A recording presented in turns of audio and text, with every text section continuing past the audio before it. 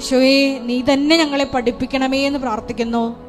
ഉടമ്പടി ജീവിതത്തിൽ ഞങ്ങൾക്ക് വന്നുപോയിട്ടുള്ള കുറവുകളെ പരിഹരിക്കുവാൻ, വീണ്ടും വീണ്ടും വിശുദ്ധിയിൽ മുന്നേറുവാൻ, ഈശോയെ സൂര്യകൃപ കരയേറ്റുവാൻ ഈ ആരാധനയിൽ ഉടനീളം നീ ഞങ്ങളോട് സംസാരിക്കണമേ എന്ന് പ്രാർത്ഥിക്കുന്നു. അമ്മേ പരിശുദ്ധമ്മേ, അമ്മേ പരിശുദ്ധമ്മേ, ദൈവമാതാവേ, ദൈവമാതാവേ, കൃപാസനത്തിലൂടെ ഞങ്ങൾക്കും ഞങ്ങളുടെ ദേശത്തിനും അമ്മ മധ്യസ്ഥം തേടി തന്ന എല്ലാ അനുഗ്രഹങ്ങൾക്കും കൃപകൾക്കും ഞങ്ങളിപ്പോൾ ഹൃദയം നിറഞ്ഞ നന്ദി പറയുന്നു. സ്തുതിച്ചു പ്രാർത്ഥിക്കാം. ഹല്ലേലൂയ, ഹല്ലേലൂയ, ഹല്ലേലൂയ. നാളിതുവരെ ഞങ്ങൾക്ക് ലഭിച്ച എല്ലാ കൃപകൾക്കും അനുഗ്രഹങ്ങൾക്കും നന്ദി പറയുന്നു. ഹല്ലേലൂയ, ഹല്ലേലൂയ, മഹത്വം, മഹത്വം, ആരാധന, ആരാധന. ഹല്ലേലൂയ, ഹല്ലേലൂയ, ഹല്ലേലൂയ. യേശുവേ നന്ദി, യേശുവേ ആരാധന. ഹല്ലേലൂയ.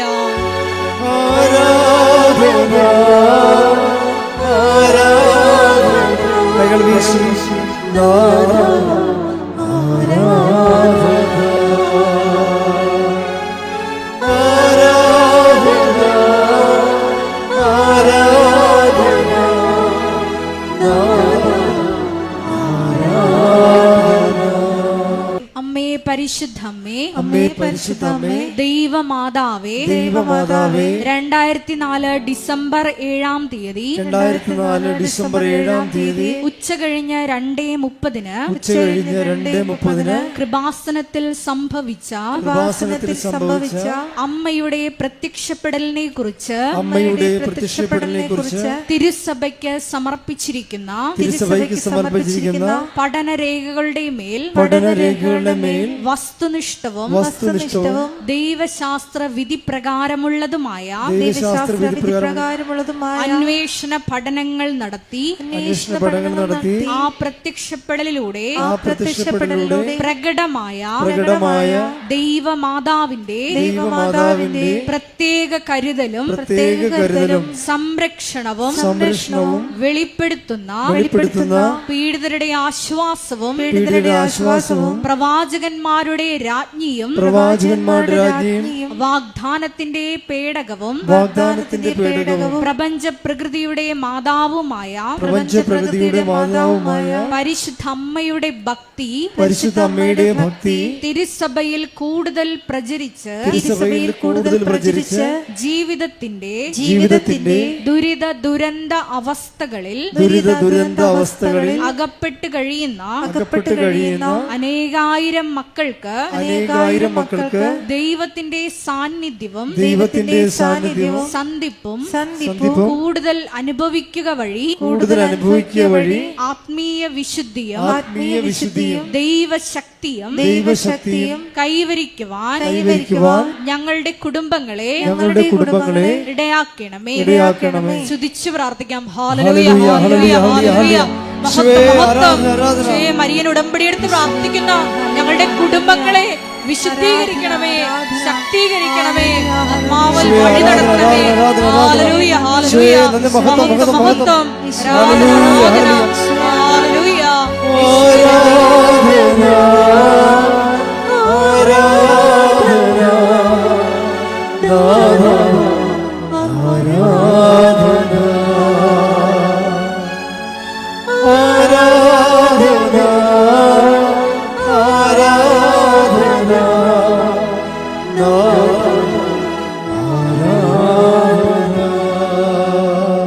അമ്മേ പരിശുദ്ധമ്മേ, ഭൂസ്വർലോകങ്ങളുടെ രാജ്ഞിയായ അങ്ങയ്ക്ക് ഭൗമ സംരക്ഷണത്തിനായി പ്രപഞ്ച പ്രകൃതിയെ തന്നെ തിരുസഭ പ്രതിഷ്ഠിക്കുവാൻ ഈ പ്രത്യക്ഷീകരണം വഴി ഇടയാക്കണമേ.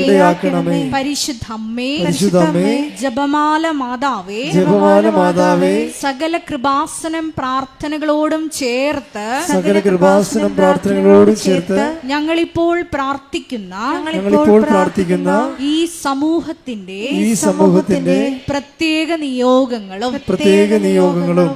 മൗനമായിട്ട് നമ്മുടെ വ്യക്തിപരമായ പ്രാർത്ഥന വിഷയങ്ങൾ കൃപാസനത്തിൽ ജീവനോടെ പ്രത്യക്ഷപ്പെട്ട ദൈവമാതാവിൻ്റെ മധ്യസ്ഥതയിൽ ദിവികാരുണ്യ സന്നിധിയിൽ സമർപ്പിച്ച് നമുക്കൊരു നിമിഷം മൗനമായിട്ട് പ്രാർത്ഥിക്കാം.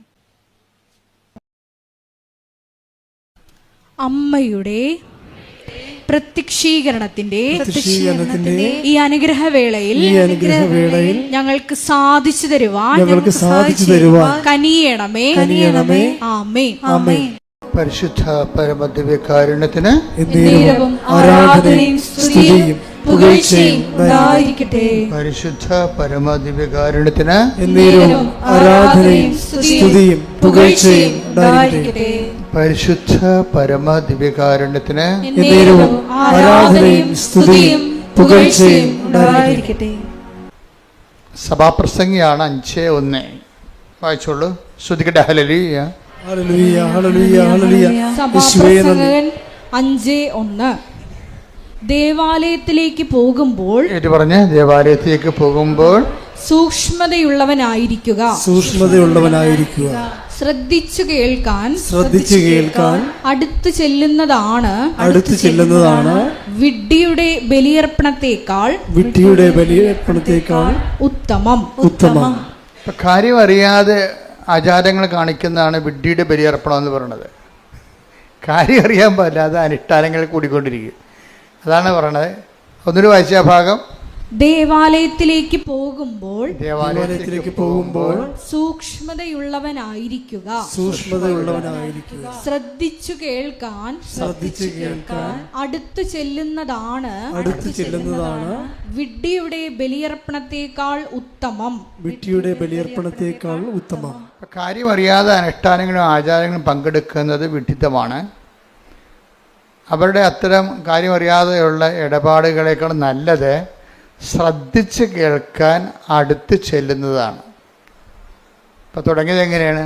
ദേവാലയത്തിലേക്ക് പോകുമ്പോൾ നമ്മൾ ദേവാലയത്തിൽ വന്നിരിക്കുന്നതിൻ്റെ ഉദ്ദേശം എന്താണ്? കഴിഞ്ഞ ദിവസങ്ങളിൽ ഇവിടെ ജോജി എന്നും പറഞ്ഞുള്ള ഒരു മകൻ്റെ, തൃശ്ശൂർക്കാരനാണ്, അവൻ്റെ സാക്ഷ്യം ഉണ്ടായിരുന്നു. അത് ഇത്തിരി മുതിർന്ന ആളാണ്, അവനെന്ന് പറയാൻ പറ്റത്തില്ല, ഇത്തിരി പാകതയുള്ള കുടുംബനാഥനാണ്. കാരണം എനിക്കിഷ്ടപ്പെട്ടത് അദ്ദേഹത്തിൻ്റെ സ്പിരിച്വൽ മെച്യൂരിറ്റിയാണ്. അതാണ് ബിഹേവിയർ എന്ന് ഞാൻ പറഞ്ഞതിൻ്റെ കാര്യം. ബിഹേവിയർ എന്ന് പറയത്തില്ലേ, നിങ്ങളുടെ പെരുമാറ്റം കാണുമ്പോൾ നിങ്ങൾ സൂക്ഷ്മതയുള്ളവരാണെന്ന് ദൈവത്തിന് തോന്നണം. സൂക്ഷ്മത, അതായത് ഭയങ്കര, അതായത് എനിക്ക് ഉടമ്പടി എടുത്തിട്ട് ഒരു 3 മാസം ഉടമ്പടി എടുത്ത് കഴിഞ്ഞിട്ടും പ്രത്യേക അടയാളമൊന്നും കിട്ടിയില്ല എന്ന് ആരെങ്കിലും പറയണമെങ്കിൽ എൻ്റെ അടുത്ത് വന്ന് പറയണപ്പോൾ നിങ്ങളിനി ഇത് ഇവിടെ വരേണ്ട കാര്യമില്ലെന്ന് പറയും. എന്താ ഞാൻ പറയത്തുള്ളൂ, വരേണ്ട കാര്യമില്ല. നിങ്ങൾക്ക് കഥ അറിയാതെ ആട്ടം കാണുകയാണ്. എന്തൊക്കെ എഴുതി കൊണ്ടുവന്ന് കെട്ടിത്താത്തുമ്പോൾ എന്തോ സംഭവം നടക്കുമെന്ന് വിചാരിച്ചതിൻ്റെ വിട്ടുവേഷം കെട്ടുകയാണ്. അങ്ങനെ വിട്ടുവേഷം കെട്ടാൻ്റെ സ്ഥലമല്ല ഇത്.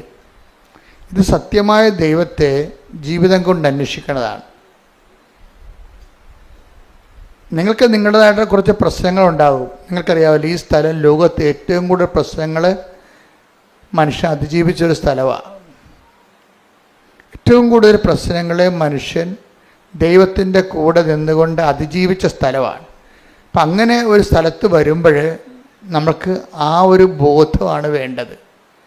ഇപ്പോൾ സഭാപ്രസംഗി 5:1 ദേവാലയത്തിലൂടെ ചെല്ലുമ്പോൾ സൂക്ഷ്മതയുള്ളവനാണെന്ന് പറയുമ്പോൾ ആ സൂക്ഷ്മതയ്ക്കുള്ള അർത്ഥം എന്താണ്? പല അർത്ഥങ്ങളുണ്ട്. ശ്രദ്ധ എന്ന് പറഞ്ഞ അർത്ഥമാണ് അറ്റൻഷൻ. അതിൻ്റെ കൂടെ ഉള്ളൊരു വ്യാഖ്യാനമായിട്ട് വരുന്നുണ്ട്. അതായത് വിഡ്ഢിയുടെ ബലിയർപ്പണത്തെക്കാളും കാര്യങ്ങൾ അറിയാതെ അഭ്യാസം കാണിക്കുന്നവരുടെ ആചാര അനുഷ്ഠാനങ്ങളെക്കാളും നല്ലത് ശ്രദ്ധിച്ച് കേൾക്കാൻ അടുത്ത് ചെല്ലണതാണ്. പറയുന്ന കാര്യങ്ങളെല്ലാം ശ്രദ്ധിക്കണം, അത് കേൾക്കണം. അത് കേട്ടാൽ മാത്രം പോരാ, അതിൽ നടപ്പിൽ വരുത്തണം. നമ്മൾ കേൾക്കണത് എന്തിനു വേണ്ടിയാണ്? ആ കാര്യം എക്സിക്യൂട്ട് ചെയ്യാനാണ്, നടപ്പിൽ വരുത്താനാണ്.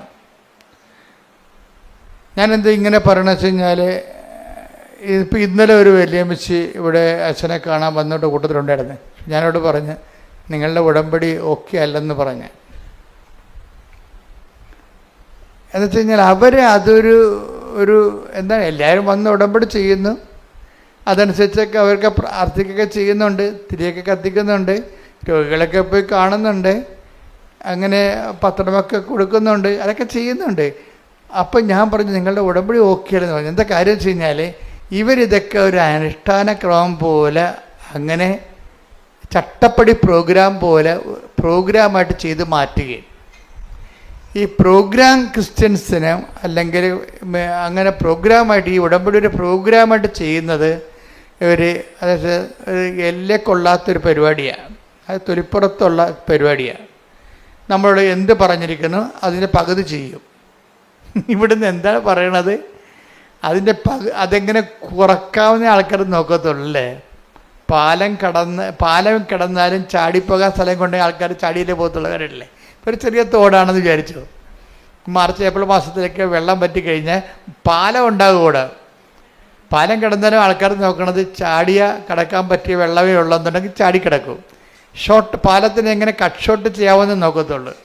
അത് ആൾക്കാരുടെ ബിഹേവിയറിലുള്ള ഒരു പ്രശ്നമാണ്, എങ്ങനെ പെട്ടെന്ന് ലളിതമായിട്ട് തീർക്കാൻ പറ്റുമെന്ന്. ഈ ഒരു ബിഹേവിയറിസം പെരുമാറ്റ ശൈലി ഉടമ്പടി കൊണ്ടുവന്നിട്ടുണ്ട്. ഉടമ്പടിയിൽ ചെറിയ രീതിയിലത് ശ്ലോകത്തിൽ കഴിക്കാൻ പറ്റുമെന്ന് നോക്കും. കഴിക്കാൻ പറ്റത്തില്ലെന്നല്ല പ്രശ്നം. ഉടമ്പടി വർക്കൗട്ട് ആകണമെന്നുണ്ടെങ്കിൽ ദൈവത്തിന് തോന്നണം നിങ്ങൾ വിഷയത്തെക്കാളുപരി നിങ്ങളുടെ സബ്ജക്റ്റ് വൈസായിട്ടുള്ള നിങ്ങളുടെ വിഷയത്തെക്കാളുപരി ദൈവത്തെ സ്നേഹിക്കുന്നുവെന്ന് ദൈവത്തിന് തോന്നണം. അതുകൊണ്ട് ഞാൻ എപ്പോഴും നിങ്ങളോട് പറയും, പുതിയ ഓഡിയൻസിനെ എപ്പോഴും കേൾക്കുന്നത് കൊണ്ടാണ് ഞാൻ ചില കാര്യങ്ങളൊക്കെ വീണ്ടും ആവർത്തിക്കുന്നത്. എങ്കിലും നിങ്ങൾക്ക് ഒത്തിരി നഷ്ടങ്ങളുണ്ടെന്നാണ് ഞാൻ കരുതുന്നത്. കാര്യം ഉടമ്പടി അടിസ്ഥാന പ്രമാണങ്ങൾ കേൾക്കണമെന്നുണ്ടെങ്കിൽ ആദ്യകാല ധ്യാനങ്ങൾ കൂടണം. ഇപ്പം അടിസ്ഥാന പ്രമാണമൊന്നും പറയണില്ലല്ലോ. ഉടമ്പടി ഒത്തിരിയേറെ മച്ചുറായത് കാരണം ഈ ഗ്രോത്ത് റിട്രീറ്റുകളാണ് നടക്കുന്നത്. അതായത് 3 പുതുക്കിയവർക്ക് 4 പുതുക്കിയവർക്കുള്ള ക്ലാസ്സുകളാണ് ഇപ്പോൾ നടക്കുന്നത്. ആദ്യമായിട്ട് നമസ്തേ എന്നും പറഞ്ഞ് വന്ന് ഉടമ്പടി എടുക്കുന്നവർക്ക് വേണ്ട സംഭവങ്ങൾ ഇപ്പം കിട്ടണില്ല. കാര്യം റിപ്പറ്റീഷൻ വരണതുകൊണ്ടാണ്. അതിപ്പോൾ നിങ്ങൾ പുതിയ ആൾക്കാരെന്താ ചെയ്യേണ്ടത്, പുതിയ ആൾക്കാർ പഴയ ധ്യാനങ്ങൾ കൂടണം. ഇതുമായിട്ട് രക്ഷപ്പെട്ടു പോകാൻ ഉദ്ദേശിക്കുന്നുണ്ടെങ്കിൽ പഴയ ധ്യാനങ്ങൾ കൂടണം. ഈ ഒരു കാലഘട്ടം എന്ന് പറയുന്നത് നല്ലൊരു കാലഘട്ടമാണ്. പണ്ട് പഴയ ധ്യാനങ്ങൾ കൂടണമെന്നൊക്കെ പറഞ്ഞു കഴിഞ്ഞാൽ ഒരു 10-20 കൊല്ലം മുമ്പ് പറഞ്ഞു കഴിഞ്ഞാൽ നിങ്ങൾ ഇവിടെ വരണം, അത് റെക്കോർഡ് ചെയ്ത് എടുത്തുകൊണ്ട് പോകണം, അത് കൊണ്ട് CD ആക്കണം, CD പ്ലെയറിലിട്ട് കേൾക്കണം. ഇപ്പം അങ്ങനെയൊന്നുമില്ല. ഇപ്പം മൊബൈലിൽ എല്ലാ സംഭവം ഉണ്ട്. സെക്കൻഡുകൾക്കുള്ളിൽ പഴയ ധ്യാനം കിട്ടും. അപ്പോൾ നമ്മൾക്ക് സംബന്ധിച്ചിടത്തോളം സാങ്കേതികത കാരണം ഒത്തിരി വളർന്ന കാരണം ഇത് വളരെ ഫെദർ ടച്ച്, ഫിംഗർ ടച്ചിലായിട്ടുണ്ട്. ഇന്ന് തൊട്ടാൽ മതി കിട്ടും. പക്ഷെ തൊടാനുള്ള നമ്മുടെ ഭാഗത്തു നിന്നുള്ള ഇൻവെസ്റ്റ്മെൻ്റ് ഉണ്ട്. ഇതൊരു ഇൻവെസ്റ്റ്മെൻറ്റ് ഒരു സീരിയസ് ആയിട്ടുള്ള പ്രശ്നമാണ്. ചില ആൾക്കാർക്ക് രാവിലെ ഉടമ്പടി എന്ന് പറയുമ്പോൾ ചിലപ്പോൾ രാവിലെ ഒരു പ്രാർത്ഥന പ്രാർത്ഥിച്ചാൽ പിന്നെ ഉടമ്പടി മറന്നു പോകും. മറവി ക്രിസ്ത്യാനി ഭയങ്കരമാണ്, മറവി മനുഷ്യർ ഭയങ്കരമാണ്. രാവിലെ ഒരു പ്രാർത്ഥന പ്രാർത്ഥിക്കും, പറ്റുമെങ്കിൽ അച്ഛൻ്റെ ആ ഡെയിലി ബ്രെഡെന്ന് കൂടും. പിന്നെ ആ ദിവസം ചിലപ്പോൾ ഒന്നും ചെയ്യത്തില്ല. എന്ന് വെച്ച് കഴിഞ്ഞാൽ പിന്നെ ചിലർ വൈകുന്നേരത്തെ സന്ധ്യാപ്രാർത്ഥനയും ഉടമ്പടി പ്രാർത്ഥനയും ചെല്ലും. ഇതിൻ്റെ ഇടയ്ക്ക് ബാക്കി ഈ ഉടമ്പടി ഒരു ജീവിത രീതി ആയത് കാരണം ഈ പകലാണിത് ഉടമ്പടി മുഴുവനും ഉടമ്പടി ഒരു ജീവിതമാണ്. അപ്പം നമ്മുടെ റിസ്ക് എന്ന് പറയുന്നത് ദൈവത്തെ ബോധ്യപ്പെടുത്തണം. എന്താണ്, എൻ്റെ മക്കൾ കേൾക്കുന്നുണ്ട്, അച്ഛൻ പറഞ്ഞു സീരിയസ് ആയിട്ടുള്ള കാര്യമാണ് ഞാൻ പറയണത്. നിങ്ങൾ ഒത്തിരി കാര്യം എഴുതിയിടണമല്ല പ്രശ്നം, എഴുതിയിടേണ്ട ഇരുട്ടി നടക്കും. പക്ഷേ നിങ്ങൾ ആ ഉടമ്പടിയുടെ കാര്യത്തിൽ എനിക്ക് മനസ്സിലായത് ഇതിൻ്റെ ഏറ്റവും വലിയ റിസ്ക് എന്താണെന്നറിയാവോ? ഉടമ്പടിയുടെ റിസ്ക് എന്ന് പറഞ്ഞാൽ എന്താണ്? ഏറ്റവും സീരിയസ് ആയിട്ടുള്ള പ്രശ്നം ഉടമ്പടിയിലാണ്. ഒന്ന്, നമ്മൾ ഉടമ്പടിയിലാണെന്ന് നമ്മളെ തന്നെ ആദ്യം ഒന്ന് ബോധ്യപ്പെടുത്തിയെടുക്കണം. അതൊരു വലിയ പാടാണ്. രണ്ടാമത് ഉടമ്പടിയിലാണെന്നുള്ളത് ദൈവത്തെ ബോധ്യപ്പെടുത്തി എടുക്കണം. അത് കുറച്ചുകൂടി എളുപ്പമാണ്. അച്ഛൻ പറഞ്ഞ മനസ്സിലായില്ലേ? ഒന്നാമത്തെ എന്താണ്? നമ്മൾ ഉടമ്പടിയിലാണെന്ന് നമ്മളെ ബോധ്യപ്പെടുത്തിയെടുക്കണം. അത് പാടാണ് ശരിക്കും. കാര്യം നമ്മൾ ഈ പ്രത്യക്ഷ പ്രാർത്ഥന രാവിലെയുള്ള കഴിഞ്ഞാൽ പിന്നീട് നമ്മൾ പല രീതിയിൽ കെയർലെസ് ആയിട്ടൊക്കെ മൂവ് ചെയ്യുകയും അതിന് നമ്മൾ പലതരത്തിലുള്ള സ്വഭാവമുള്ള ആൾക്കാരുമായിട്ടല്ല ഇൻട്രാക്ട് ചെയ്യണത്. അപ്പോൾ ചിലപ്പോൾ അവൻ തന്തയ്ക്ക് വിളിക്കുമ്പോൾ നമുക്ക് അവൻ്റെ തള്ളക്ക് വിളിക്കാൻ തോന്നും. അതൊക്കെ ഉള്ള അതിൻ്റെ അകത്ത് ഉള്ളൂ ഒരു. അപ്പോൾ ഇയൊക്കെ കോൺഷ്യസ് അല്ലേ, അയാൾ ഉടമ്പടിയിലാണെന്നുള്ളവൻ ഇത് ബോധമല്ല. മനസ്സിലായില്ലേ? അതാണ് എൻ്റെ വിഷയം. പണ്ട് ഇപ്പം നമ്മൾ കള്ളത്തരം പറഞ്ഞ് ജയിക്കുമായിരുന്നു ചിലയിടത്തൊക്കെ. അപ്പം ലേഡീസിന് ഭയങ്കര അപകടമാണ്. ലേഡീസിനെ വെച്ചുള്ള പ്രശ്നം വെച്ച് കഴിഞ്ഞാൽ, ഞാൻ ഇത്രയും നാൾ നിങ്ങൾ ലേഡീസാണെന്ന് പറഞ്ഞു കഴിഞ്ഞാൽ അച്ഛൻ അങ്ങനെ കുറ്റപ്പെടുത്തുന്ന പറയരുത്. പക്ഷെ നിങ്ങളുടെ രക്തത്തിലുള്ള സാധനം എന്നില്ല ഒരു സാധനം പുരുഷന്മാർക്കും ഉണ്ടത്, പക്ഷെ ലേഡീസിന് കൂടുതലാണ്. നിങ്ങൾ നിങ്ങളുടെ ഭാഗം കറക്റ്റാണെന്ന് പറയാൻ വേണ്ടി കള്ളത്തരങ്ങൾ പറയുന്നയാൾ, എന്നിട്ട് നിങ്ങൾ പറഞ്ഞ് ജയിക്കാൻ വേണ്ടി തരികിട കാര്യങ്ങൾ പറയും. അപ്പോൾ നിങ്ങൾ ഉടമ്പടി ബ്രേക്കായില്ലേ? അപ്പം തന്നെ നിങ്ങൾ പറയുന്ന കാര്യങ്ങൾ, ഇപ്പം നിങ്ങൾ നാത്തുനുമായിട്ട് ഒരു വഴക്ക് ഒരു സംസാരം ഉണ്ടായി, ഇത് നിങ്ങൾ സ്റ്റാൻഡ് എടുത്ത് അപ്പോൾ മറ്റുള്ളവർ കൂടെ നിൽപ്പുണ്ടെങ്കിൽ ആ നിങ്ങളുടെ സ്റ്റാൻഡ് പൊട്ടയാണെന്ന് കാണുകയാണെങ്കിൽ അവർ നിങ്ങൾക്ക് ഷെയിമായത് കാരണം നിങ്ങൾ കള്ളത്തരങ്ങൾ പറയും. കള്ളത്തരങ്ങൾ പറഞ്ഞ് പൊലിപ്പിച്ച് പറയും, പെരുപ്പിച്ച് പറയും, സത്യവിരുദ്ധമാക്കും. കാര്യം ഒരു വിഷയത്തിൻ്റെ സത്യമുണ്ട്, പിന്നെ ആ സത്യത്തിൻ്റെ പൊലിവ് രൂപങ്ങളുണ്ട്. സത്യത്തിൻ്റെ പൊലിപ്പിച്ച രൂപങ്ങൾ വെച്ച് കഴിഞ്ഞാൽ അതിങ്ങനെ വെച്ച് കെട്ടി പറയും. ഏച്ച് കെട്ടിക്കഴിഞ്ഞാൽ മുഴച്ചിരിക്കും. അപ്പോൾ എപ്പോഴും ഇതിൻ്റെ അകത്ത് വരുന്ന വിഷയം സത്യത്തിൻ്റെ പൊലിവ് രൂപങ്ങൾ, അത് നുണയാണ് ശരിക്കും പറഞ്ഞാൽ. മനസ്സിലായില്ലേ? ഇല്ലാത്ത കാര്യം നമ്മുടെ സ്റ്റാൻഡ് ക്ലിയർ ചെയ്യാൻ വേണ്ടി ഉണ്ടാക്കി വലിപ്പത്തിൽ പറയും. അതെല്ലാം ലേഡീസിന് കുറേ പ്രശ്നങ്ങളുള്ളതാണ് ഇതിൻ്റെ അകത്ത്. നമ്മളറിയാതെ പോവുകയാണ് ശരിക്കും പറഞ്ഞാൽ.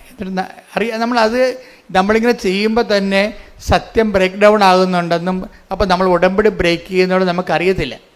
അപ്പം അതുകൊണ്ട് ആദ്യത്തെ റിസ്ക് എന്ന് പറഞ്ഞാൽ എന്താണ്? നമ്മൾ ഉടമ്പടിയിലാണെന്ന് നമ്മളെ തന്നെ ബോധ്യപ്പെടുത്തി എടുക്കുന്നതാണ് ആദ്യത്തെ റിസ്ക്. അത് ഒരു നല്ല പരിശീലനത്തിലൂടെ ഉണ്ടാകത്തുള്ളൂ. നല്ല പരിശീലനത്തിലൂടെ, അതായത് ഉടമ്പടി ഒരു ബോധമാണ് ശരിക്കും ആദ്യമേ. അതുകൊണ്ടാണ് സഭാപ്രസംഗി 5:1 പറയുന്നത് എന്താണ്? ദേവാലയത്തിലേക്ക് ചെല്ലുമ്പോൾ ദേവാലയത്തിലേക്ക് ചെല്ലുമ്പോൾ നീ സൂക്ഷ്മതയുള്ളവനാവുക. അതൊരു ബോധമാണ്, കോൺഷ്യസ് ആണ്. ഇപ്പം പുതിയ ഉടമ്പടിക്കാരായാലും പുതുക്കിയ ഉടമ്പടിക്കാരായാലും എപ്പോഴും ഒരു കോൺഷ്യസ് ഫോം ചെയ്യണം. ഈ കോൺഷ്യസ് ഫോം ചെയ്യാൻ വേണ്ടിയാണ് ഉടമ്പടി കാശുരൂപം നെഞ്ചത്ത് കെട്ടി തന്നിരിക്കുന്നത്. പിടികിട്ടിയ?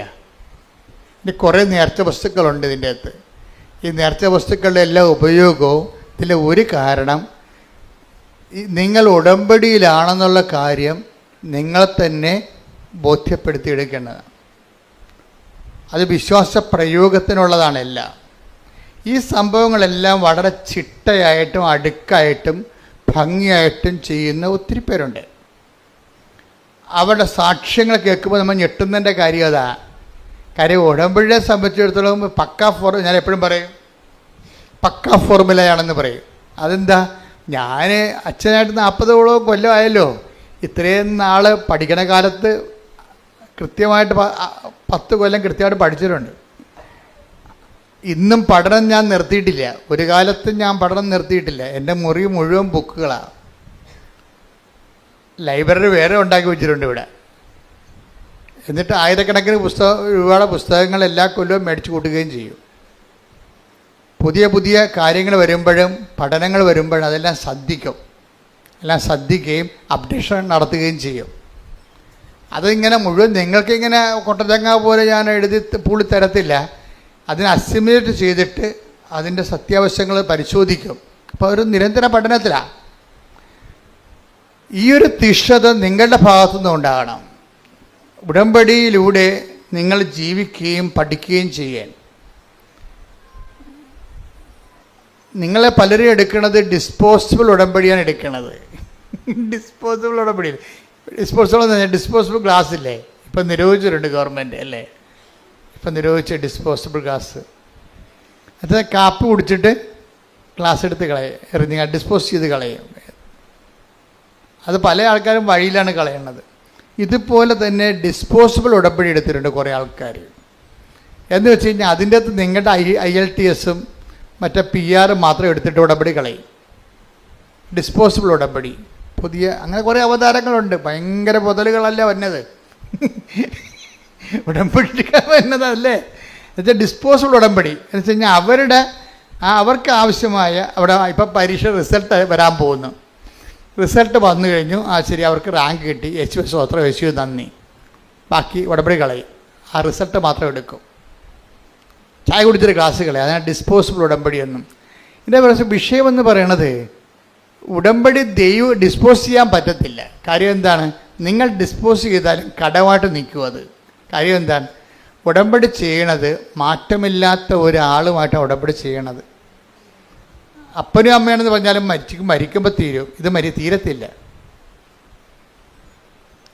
അപ്പനും അമ്മയാണെന്ന് മരിക്കുമ്പോൾ തീരുമല്ല. മരിക്കുമ്പോൾ തീരും എന്നുള്ള കാര്യം നിങ്ങൾ പറയൂ, മരിക്കുമ്പോൾ തീരത്തില്ല അച്ഛാ. അപ്പം മരിച്ചതിൻ്റെ ഓർമ്മ ഇപ്പോഴും ഉണ്ടാവും, ശരി. പക്ഷേ ആത്മക്കാണ്ട ദിവസമൊന്നും ചെല്ലാം സെമിത്തേരി.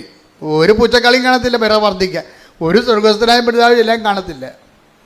അത് ഈ വെറുതെ ഈ അഭ്യാസം 30-നും കുഴിയാഴ്ചയ്ക്കും 41-നൊക്കെ വെറുതെ പോകണ്ടാണേ. അതെനിക്കറിയാം. ഞാൻ അത് കാരണം അത് മൈൻഡ് ചെയ്യത്തില്ല. എത്ര കരഞ്ഞാലും ഞാൻ മൈൻഡ് ചെയ്യത്തില്ല. എനിക്കറിയാം ഈ അഭ്യാസമൊക്കെ 6 മാസത്തേക്ക് ഉള്ളതെന്ന്. പിന്നെ അപ്പൻ്റെ മരിച്ചതിന് ഡേറ്റ് പോലും മറന്നു പോകും. ഇപ്പം വിളിച്ചു വെച്ചാൽ അത് ഓരോരുത്തരും വിളിച്ചു, എൻ്റെ അപ്പൻ എന്നാ മരിച്ചു, ഡേറ്റ് അത് ഏത് വർഷമാണ് മരിച്ചത് അറിയാൻ പോലെ. പക്ഷെ അങ്ങനെ ഒരു ഡിസ്പോസിബിൾ ആളുമായിട്ടോ അല്ല. അപ്പം വരെ ഇപ്പം ഡിസ്പോസിബിൾ ആണെന്ന് മനസ്സിലായില്ലേ, കളഞ്ഞു, ഓർമ്മ പോലും പോയി, മരിച്ചത് എന്നാന്ന് പോലും അറിയാൻ പറ്റില്ല. അങ്ങനെ ഒരാളുമായിട്ടല്ല നമ്മൾ ഉടമ്പടി എടുത്തിരിക്കുന്നത്. അതുകൊണ്ടാണ് മാറ്റമില്ല എന്ന് ഈശോ ഇടയ്ക്കിടയ്ക്ക് പറഞ്ഞുകൊണ്ടിരിക്കും. ആകാശവും ഭൂമിയും കടന്നു പോട്ടെ. സ്തുതിക്കട്ടെ. ഹല്ലേലൂയ, ഹല്ലേലൂയ, ഹല്ലേലൂയ, ഹല്ലേലൂയ, ഹല്ലേലൂയ. യേശുവേ നന്ദി. ഹല്ലേലൂയ, ഹല്ലേലൂയ, ഹല്ലേലൂയ, ഹല്ലേലൂയ, ഹല്ലേലൂയ, ഹല്ലേലൂയ. 24:35 ആകാശവും ഭൂമിയും കടന്നു പോകും. ആകാശവും ഏറ്റു പറഞ്ഞ് ആകാശവും ഭൂമിയും കടന്നു പോകും. എന്നാൽ എന്റെ വചനങ്ങൾ കടന്നു പോവുകയില്ല. അപ്പോൾ വചനങ്ങൾ കടന്നു പോകുകയില്ല എന്ന് പറയുമ്പോൾ കർത്താവ് അവൻ പറയണ പോലെ നമ്മൾ ചെയ്തോളാം എന്നാണ് പറഞ്ഞിരിക്കണേ. എപ്പോഴും മനസ്സിലാക്കേണ്ട ഒരു വിഷയം എന്ന് വെച്ച് കഴിഞ്ഞാൽ കർത്താവിൻ്റെ മാറ്റമില്ലാത്തവനുമായിട്ടാണ് നമ്മൾ ഉടമ്പടി എടുത്തിരിക്കുന്നത്. അപ്പോൾ നമ്മുടെ വിഷയങ്ങൾ മാറിയാലും ഉടമ്പടി ജീവിതത്തിന് പിന്നെയും നിലനിൽപ്പും പ്രസക്തിയും ഉണ്ട്. ദൈവത്തോടാണ് നമ്മൾ ഉടമ്പടി ചെയ്തിരിക്കണം എന്നുള്ളൊരു ബോധമാണ്. ഈ ദേവാലയത്തിലേക്ക് പോകുമ്പോൾ സൂക്ഷ്മതയുള്ളവനാകണമെന്ന് പറയുമ്പോൾ ആ സൂക്ഷ്മത എന്ന് പറയണത് ഒരു ബോധമാണ്. എന്താണ് ബോധം? അതിൽ ഒന്നാമത്തെ ബോധം എന്താണ്? ഞാൻ ദൈവത്തോടാണ് ഉടമ്പടി എടുത്തിരിക്കുന്നത്. അത് ഡിസ്പോസിബിൾ അല്ല. ഇത് എന്നെ പറഞ്ഞ് പഠിപ്പിക്കണം തന്നെത്താൻ. അതാണ് പറയണത് ഉടമ്പടി എന്ന് പറയണത്. എൻ്റെ റിസ്കിൽ ഒന്നാമത്തെ കാര്യം എന്താണ്? ഞാൻ ഉടമ്പടിയിലാണെന്ന് തന്നെ പറഞ്ഞ് പഠിപ്പിക്കുന്നതാണ് എൻ്റെ ഒന്നാമത്തെ റിസ്ക്. ഒന്ന് പറഞ്ഞേ, ഞാൻ ഉടമ്പടിയിലാണെന്നൊന്ന് ആവർത്തിച്ച് പറഞ്ഞേ. ഞാൻ ഉടമ്പടിയിലാണ്, ഞാൻ ഉടമ്പടിയിലാണ്, ഞാൻ ഉടമ്പടിയിലാണ്, ഞാൻ ഉടമ്പടിയിലാണ്. Okay, praise the Lord. Praise the Lord. അപ്പോൾ ഇത് ഇടയ്ക്ക് എല്ലാ ദിവസവും ഒന്ന് പറയണത് നല്ലതായിരിക്കും കേട്ടോ. പ്രത്യേകിച്ച് നിങ്ങൾ കാത്തലിക്സ് കുമ്പസാരിക്കുമ്പോൾ എവിടെയാണ് ഈ ഉടമ്പടി ദിവസങ്ങളിൽ കാര്യം ഒരു അവിശുദ്ധമായൊരു വ്യക്തിയുമായിട്ട് ദൈവത്തിന് ഉടമ്പടി നിലനിൽക്കാൻ പാടായിരിക്കും. മനസ്സിലായില്ലേ? അതുകൊണ്ടാണ് എബ്രാഹത്തിനോട് പറഞ്ഞത്. എന്താണ് എബ്രാഹത്തിനോട് എന്താ ദൈവം പറഞ്ഞത്? ഇത് പഴയ ധ്യാനത്തിൽ നിന്ന് എടുത്ത് പറയുകയാണ് കേട്ടോ. അത് പറഞ്ഞെടുത്ത് 17:1 എടുത്ത് ശ്രുതിക്കട്ടെ. ഹല്ലേലൂയ. ഉൽപ്പത്തി 17:1. ഉൽപ്പത്തി 17:1. അബ്രാമിന് 99 വയസ്സായപ്പോൾ കർത്താവ് പ്രത്യക്ഷപ്പെട്ട്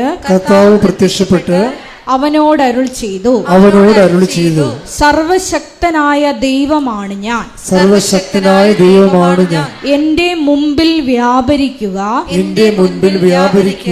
കുറ്റമറ്റവനായി വർത്തിക്കുക. Praise the Lord. അതായത് ബൈബിളിൻ്റെ ഒരു പ്രശ്നം എന്ന് പറയണത് ഈ മനുഷ്യനെ നിരായുധീകരിക്കും. അതാണ് ഒരു പ്രശ്നം. ബൈബിളിൻ്റെ ഏറ്റവും രൂക്ഷമായ ഒരു പ്രശ്നമാണത്. നിരായുധീകരിക്കും എന്നാ പറ്റുക കഴിഞ്ഞാൽ ആയുധം കൊണ്ടുള്ള കളികളെല്ലാം ദൈവത്തിൻ്റെ ഭാഗത്തേക്ക് നമുക്ക് കൈമാറും. ഇത് അറിഞ്ഞിട്ട് വേണം ബൈബിളുമായിട്ട് ജീവിക്കാൻ തുടങ്ങാൻ. എന്ന് വെച്ച് കഴിഞ്ഞാൽ ചില സമയത്ത് ആയുധം വെച്ചുള്ള കളികളുണ്ടാവില്ലേ ജീവിതത്തിലൊക്കെ, അതിർത്തി തർക്കം, അടിപിടി, ആക്രമണങ്ങളൊക്കെ ഉണ്ടായത്. ഇങ്ങനെയുള്ള ചില ബലപരീക്ഷണങ്ങളൊക്കെ ജീവിതത്തിൽ വരും. ഇപ്പം ഞങ്ങളൊക്കെ ഇവിടം വരെ ഈ ശുശ്രൂഷ വരെ എത്തുമ്പോൾ എന്താ, ഇതിനുള്ളിൽ ബലപരീക്ഷണങ്ങളുടെ ഒത്തിരിയേറെ ചാൻസുകളുണ്ടാവും. നമ്മളെന്നാ ചെയ്യും? ഈ ബലപരീക്ഷണങ്ങളെ നാട്ടുകാരെപ്പോലെ കിടന്നുകൊണ്ട് ബഹളം ഉണ്ടാക്കാനോ അടിപിടി ഉണ്ടാക്കാനോ നിൽക്കുക ഇല്ല. ആ ഫയല് മാതാവ് വഴി ഈശോയ്ക്ക് അങ്ങോട്ട് കൈമാറും. ഞങ്ങൾക്കറിയാം ഇതൊക്കെ ഒപ്പിടുമെന്ന്. കാര്യം ഇവരെ ഏൽപ്പിച്ചിരിക്കുന്നത് ബലപരീക്ഷണത്തിനാണ്. സാത്താൻ്റെ തല തകർക്കാൻ വേണ്ടി ദൈവം സൃഷ്ടിച്ച സംഭവമാണ്. പക്ഷേ എന്താ പ്രശ്നം, നിങ്ങൾക്ക് അമ്മാത്തുനിന്ന് ഇറങ്ങുകയും ചെയ്ത് ഭാര്യത്ത് എത്തിയില്ലെന്നുള്ള അവസ്ഥയാണ് പലരുടെ. അതിപ്പോൾ ഒരു പഴഞ്ചൊല്ലാണ്. അമ്മയുടെ വീട്ടിൽ നിന്ന് പഠിക്കുകയായിരുന്നു, അവിടെ നിന്ന് ഇറങ്ങി ഭാര്യത്ത് അപ്പൻ്റെ വീട്ടിൽ എത്തിയില്ല, നടക്കു നിൽക്കുക. ലോകത്തു നിന്നൊക്കെ പോന്ന്, പക്ഷെ ദൈവത്തിൻ്റെ അടുത്ത് എത്തിയില്ല. ഇവിടെ ചില ആൾക്കാരുടെ പ്രശ്നം അതാണ്. ലോകത്തുനിന്ന് പോന്ന്. ഇതിനകത്ത് വരുന്ന വിഷയം എന്ന് പറയണത് ഇങ്ങനെ നടുക്കം നിർത്തി അവിടെ ദൈവവും ഇല്ല പിശാചും ഇല്ലാത്തൊരവസ്ഥ വരും. അങ്ങനെ നമുക്ക് ഉടമ്പടി മുന്നോട്ട് പോകാൻ പറ്റത്തില്ല. ഉടമ്പടിയെ സംബന്ധിച്ചിടത്തോളം നമ്മളൊരു ഉടമ്പടി എപ്പോഴും ഒരു നിലപാട് ജീവിതമാണ്. ദൈവത്തിൻ്റെ കൂടെയാണെങ്കിൽ ദൈവത്തിൻ്റെ കൂടെ തന്നെ. അപ്പം നമ്മളെന്താണ് ചെയ്യേണ്ടത്? നമ്മളെപ്പോഴും വിജിലൻ്റ് ആയിരിക്കും. എന്താണ്? ഞങ്ങളെ പ്രലോഭനത്തിൽ ഉൾപ്പെടുത്തരുത്, പണിയുണ്ടാക്കരുതെന്ന് എൻ്റെ അർത്ഥം. കർത്താവ് പഠിപ്പിച്ച പ്രാർത്ഥനയാണ്. ദൈവത്തിൻ്റെ പക്ഷം ചേരാൻ പത്രോസിന് വാളെടുക്കാനുള്ള അവസരങ്ങൾ ഉണ്ടായിരുന്നു. പത്രോസ് വാളെടുക്കുകയും ചെയ്ത്. അത് കർത്താവിനെ തന്നെ രക്ഷിക്കാൻ വേണ്ടിയാണ് വാളെടുത്തത്. പക്ഷെ കർത്താവ് പറഞ്ഞ് അങ്ങനെ നീ വാളെടുത്ത് എന്നെ രക്ഷിക്കണ്ട എന്ന് പറഞ്ഞ്. അതാണ് സംഭവം. ഇപ്പം വാൾ ഉറയിലിട്ടിട്ട് അവൻ മാറി നിന്ന് അത് പറഞ്ഞ് ഇപ്പം പിതാവിൻ്റെ സമയമാണ് എന്ന് പറയും. ഇപ്പം നീ എന്നെ ഇങ്ങനെ രക്ഷിച്ചിട്ടും വലിയ കാര്യമില്ല, ഇപ്പം ഇത് ക്ലേശങ്ങളുടെ സമയമാണ്. അപ്പോൾ ഈശോ എന്താ പ്രാർത്ഥിക്കണത്? പിതാവേ, അങ്ങേ പുത്രനെ മഹത്വപ്പെടുത്തണമേ. അതാണ് വിഷയം. അതിനെല്ലാം സമീപനങ്ങളുണ്ട്. സുവിശേഷം കരുത്താർന്നൊരു സമീപനമാണ്. നമ്മൾ വിശുദ്ധിയോടെ തുടരുകയും ചെയ്യണം, അതേസമയം തന്നെ പ്രലോഭനങ്ങളെ അതിജീവിക്കണം. അതേസമയം നമുക്കെതിരെ വരുന്ന ബലപരീക്ഷണങ്ങൾക്ക് ദൈവത്തെ കക്ഷി ചേർക്കുകയും ചെയ്യണം. വളരെ തന്ത്രപരമായൊരു ജീവിതമാണിത്. തന്ത്രപരമായ ജീവിതമാണ്. അത് യേശു ജീവിച്ച് തീർത്ത ഒരു ജീവിതമാണ്. ഇതിന് നമുക്ക് മൊത്തം അനുകരിക്കാൻ പറ്റുമോ എന്ന് ചോദിച്ചു കഴിഞ്ഞാൽ നമുക്ക് ഓരോ മനുഷ്യനും അതിൻ്റെതായിട്ടുള്ള പരിമിതികളുണ്ടെങ്കിലും നമ്മുടെ ഭാഗത്തുനിന്ന് ഒരു സുവിശേഷ വിഹിതമായി ജീവിക്കണം എന്നുള്ള ബോധം ഉണ്ടാകണം. അപ്പം അങ്ങനെ നീ സുവിശേഷ വിഹിതമായി ജീവിക്കണം എന്ന് ഇപ്പം നിൻ്റെ ഉടമ്പടിയിലെ ഉദ്ദേശം നിൻ്റെ കടങ്ങൾ മാറണമെന്നല്ലേ, അല്ലെങ്കിൽ കച്ചവടം നടക്കണമെന്നാണ് ഉദ്ദേശം, അല്ലെങ്കിൽ കടങ്ങൾ മാറണം. ഇപ്പം ഈ ജോർജിയുടെ സാക്ഷി എന്താണെന്നറിയാവോ? ജോർജിയുടെ ഒന്നാമത്തെ വിഷയം എന്ന് വെച്ചാൽ ജോർജി ഒരു ഹോൾസെയിൽ കട നടത്തിക്കൊണ്ടിരിക്കുകയാണ്, വാടക നടത്തിക്കൊണ്ടിരിക്കുകയാണ്. 15 ലക്ഷം രൂപയുടെ സാധനം അതിൻ്റെ അകത്തുണ്ട്. 15 ലക്ഷം രൂപയുടെ സാധനം അതിൻ്റെ അകത്തുണ്ട്. പക്ഷെ പെട്ടെന്നൊരു പ്രശ്നം ഉണ്ടായി. എന്താ പ്രശ്നം ഉണ്ടായത്? എല്ലാ കടക്കാർക്കും ഉണ്ടായിക്കോണം ആ പ്രശ്നം. കാര്യം കടകളും അതുപോലെയുള്ള വിഷയങ്ങളുമെല്ലാം ലോകത്ത് ഭയങ്കരമായിട്ടുള്ള ഗതിവ്യതിയാനങ്ങൾ ഉണ്ടാകണില്ലേ? ഇപ്പം മലേഷ്യൻ റബ്ബർ ഇവിടെ ഇറക്കുമതി ചെയ്യാൻ ഗവൺമെൻറ് ഒപ്പിട്ട് കൊടുത്ത്. അപ്പോൾ എന്ത് പറ്റി? നാട്ടിലെ റബ്ബറൊക്കെ ഇരിപ്പായി പോയില്ലേ? വില കുറഞ്ഞു. അതല്ലേ പ്രശ്നം. ഇപ്പം റബ്ബർ കർഷകൻ എന്ത് ചെയ്യാണ്? വെട്ടുകാരുടെ വില കൂടിയപ്പോൾ എന്നാ പറ്റി? ഉടയക്കാരൻ തന്നെ വെട്ടാൻ തുടങ്ങും. വെളുപ്പിന് എഴുന്നേറ്റ് 3 മണിക്ക് പോയി. അല്ലെങ്കിൽ ഒന്നും മുതലാകണില്ലേ? 80 ഷീറ്റിൻ്റെ റബ്ബർ മരങ്ങളുണ്ട്. പക്ഷേ വേറെ ആരെക്കൊണ്ട് വെട്ടിച്ച് കഴിഞ്ഞാൽ ഇതിൽ കിട്ടുന്ന മീതിയും കൊണ്ട് അവൻ പോവും. അപ്പോൾ എന്ത് ചെയ്യും? ഉടയക്കാരൻ തന്നെ വെട്ടാൻ തുടങ്ങും. അപ്പോൾ ഇങ്ങനെ ഓരോരോ സമയത്തും നമുക്ക് നമ്മളുടെ തൊഴിലിനും വരുമാനത്തിനുമൊക്കെ പുതിയ വെല്ലുവിളികളുണ്ടാവും. ആ വെല്ലുവിളികളിലെല്ലാം ഉടമ്പടിയിൽ അതിൻ്റെ പ്രൊവിഷൻസ് ഉണ്ട്. എന്താ കാര്യം? ചില വെല്ലുവിളികൾ നമ്മുടെ നിലവിലുള്ള പവർ കൊണ്ട് കൈകാര്യം ചെയ്യാൻ പറ്റാതെ വരും. അത് ഇപ്പോഴല്ല, പണ്ട് മുതലേ ദൈവത്തിന് അറിയാവുന്ന ഒരു ദൈവം അറിഞ്ഞിട്ട് അതിനൊരു സമാധാനം കണ്ടുപിടിച്ചിട്ടുണ്ട്. ചില വെല്ലുവിളികൾ നമ്മളുടെ പവർ കൊണ്ട് തന്നെ നമ്മൾക്ക് അതിനെ പ്രതിരോധിക്കാൻ പറ്റാതെ വരും. അതിനാണ് പറയണത് എന്താണ്? മെരിറ്റ്, നമ്മുടെ മെരിറ്റ്. ചില വെല്ലുവിളികൾ നമ്മുടെ മെരിറ്റ് കൊണ്ട് ചെയ്യാൻ പറ്റാതെ വരും. അതുകൊണ്ടാണ് ബൈബിൾ പുതിയ ഫോർമുല വെച്ചിരിക്കുന്നത്. എന്താണ്? Not by merit but by grace. അതാണ് നമ്മൾ എഫേസ്യസ് 2:8 അതാണ് ഉടമ്പടിയുടെ അടിസ്ഥാന പ്രമാണം. Not by merit but by grace. പിന്നെ എന്താണ് പറയുന്നത്? നമ്മൾ അത് എഫേസ്യസ് 2:8. പിന്നെ നമ്മൾ എന്താ പറയണത്? സക്കറിയ, ഇതിപ്പോൾ ആദ്യകാല ധ്യാനം നോക്കിയാൽ മതി. സക്കറിയ 4:6 എന്താ പറയണത്? സൈന്യത്താലെയല്ല, ശക്തിയാലെയല്ല, കർത്താവിൻ്റെ ആത്മാവിനാൽ. അപ്പം ജീവിതത്തിനെതിരെ വരുന്ന ചില വെല്ലുവിളികൾ നമ്മുടെ ശക്തിയും സൈന്യവും കൊണ്ട്, ആളുകൊണ്ടോ അർത്ഥം കൊണ്ടോ നേരിടാൻ പറ്റത്തില്ല. ഞാൻ ചില സമയത്തൊക്കെ നോക്കുമ്പോഴേ ഈ ചില പെരുമ്പാമ്പൊക്കെ കഴിഞ്ഞ ദിവസങ്ങളിൽ ഞാനൊരു വീഡിയോ എൻ്റെ ശ്രദ്ധയിൽ കണ്ടോ.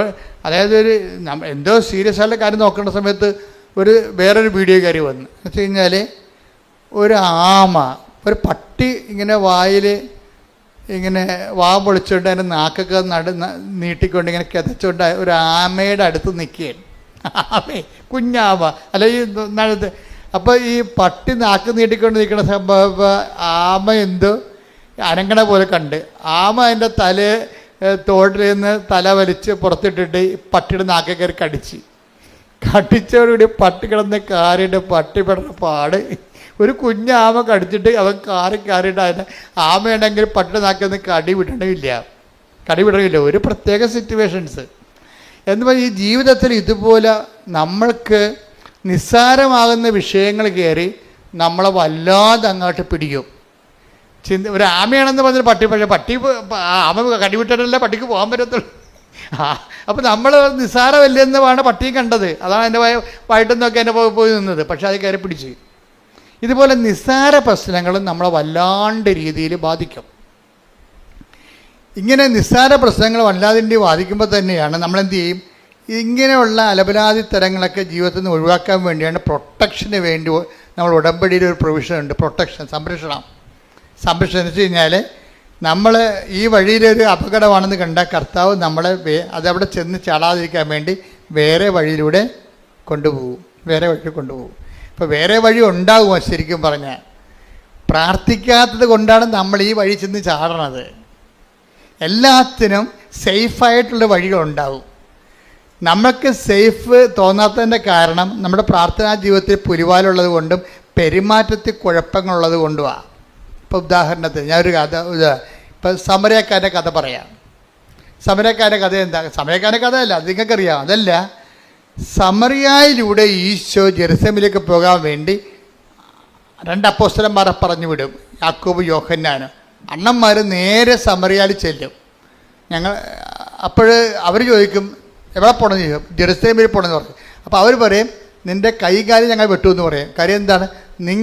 ഞങ്ങൾ സമരക്കാരാണ്, നിങ്ങൾ ജാരസന്തതി എന്നാണ് ഞങ്ങളെ വിളിക്കണത്.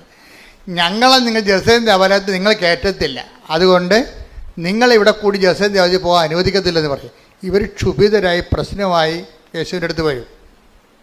കംപ്ലൈൻറ്റ് പറയുമ്പോൾ കർത്താവ് പറയുന്നത് എന്തിനാണ്? നിങ്ങളെന്തിനാ ആ വഴിക്ക് പോയത്? വേറെ വഴി ഉണ്ടായിരുന്നില്ല എന്ന് പറയും. അത് മറ്റൊരു വഴിക്ക് പോയെന്ന്. അതാണ് take the word of God. സ്തുതിക്കട്ടെ, ഹല്ലേലൂയ. ലൂക്ക 9:56. ലൂക്ക 9:56.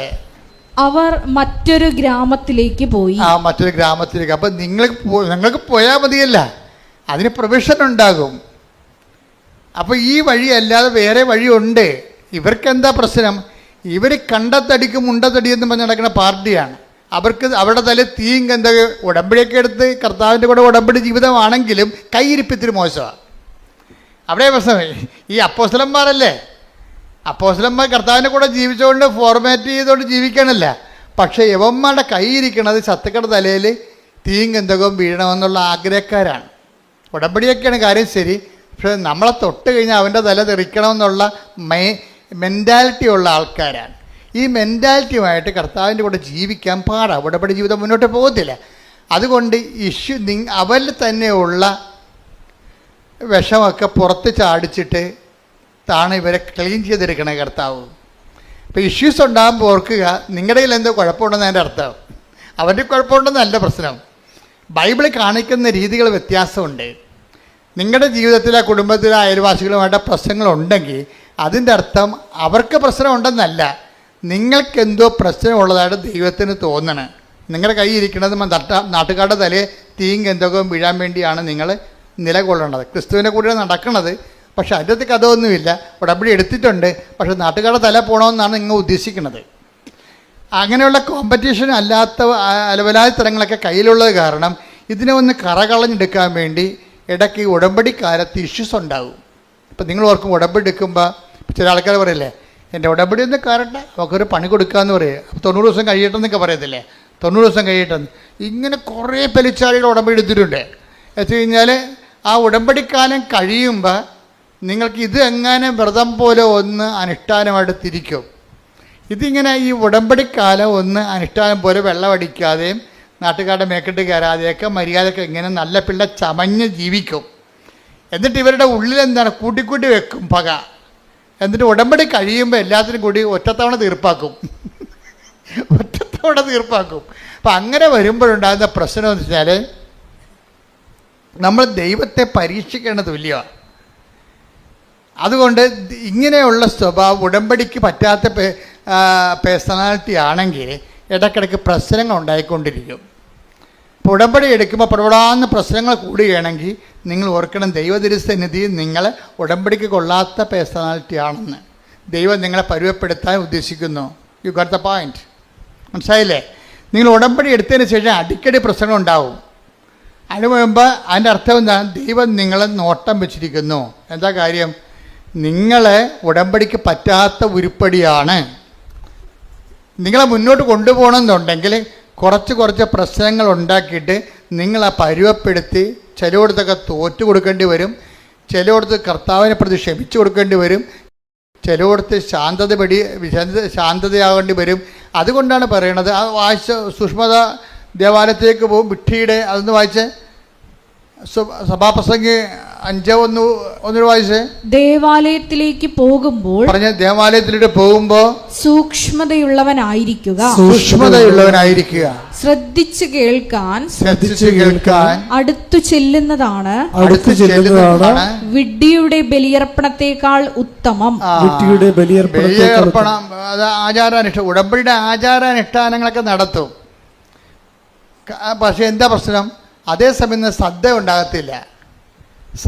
ദൈവികമായ കാര്യങ്ങളിൽ തങ്ങൾ ഉടമ്പടിയിലാണെന്നുള്ളതിനെക്കുറിച്ച് ബോധം ഉണ്ടാകത്തില്ല.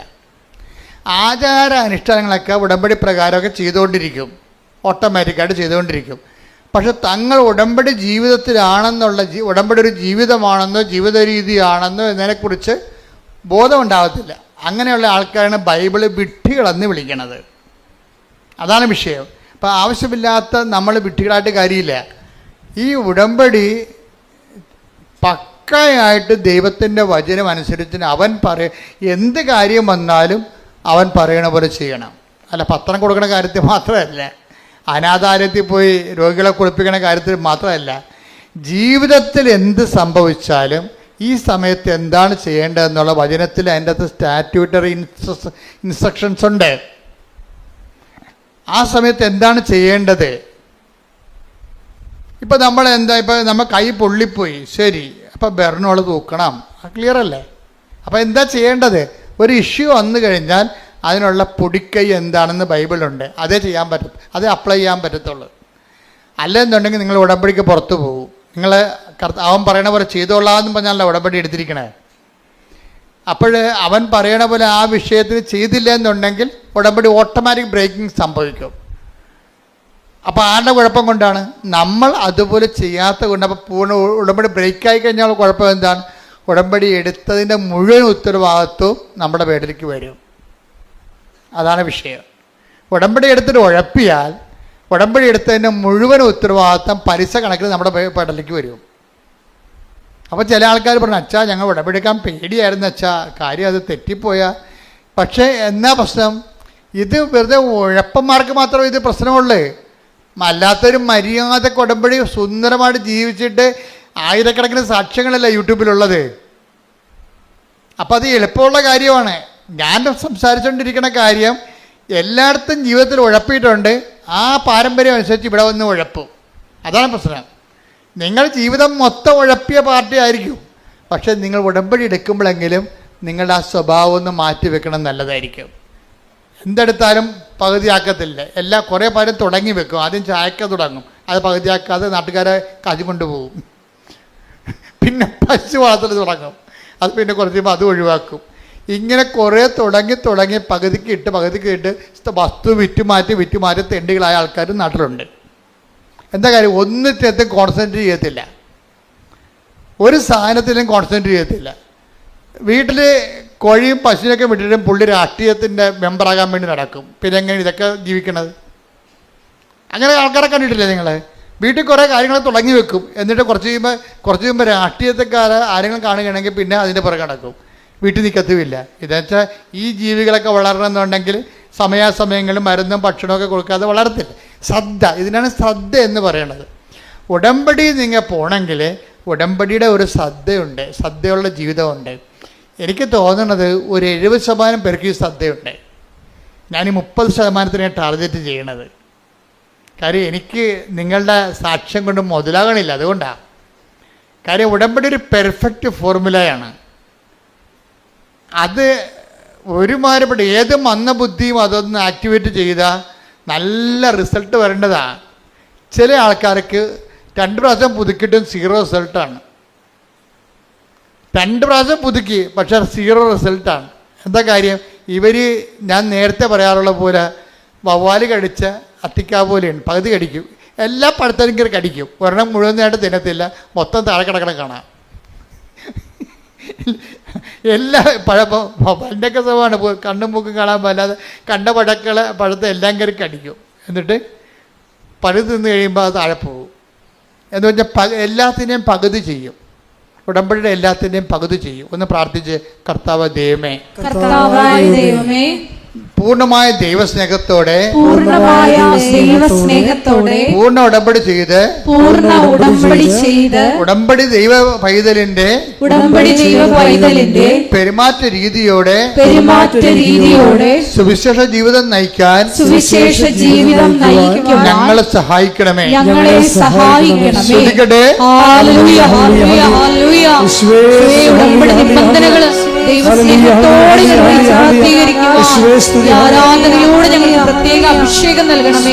അതെന്താ പറഞ്ഞതെന്ന് വെച്ച് കഴിഞ്ഞാൽ ഇടയ്ക്കൊന്ന് ഇട്ട് കളയരുത്.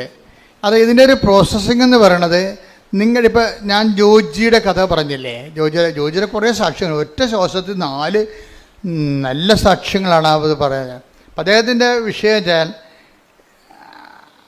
മറ്റ് കോമ്പറ്റീഷൻസ് ഉണ്ടായി. അദ്ദേഹത്തിൻ്റെ ഒരു ഹോൾസെയിൽ ബിസിനസ്സറാണ്, ഡിസ്ട്രിബ്യൂട്ടറുമാണ്. അപ്പോൾ അതിന് കോമ്പറ്റീഷൻ ഉണ്ടായി. എപ്പോഴും പുതിയ കമ്പനികളൊക്കെ വരുമല്ലോ രംഗത്ത്, അവർ നല്ല ശരിക്കും ഓഫർ കൊടുക്കും.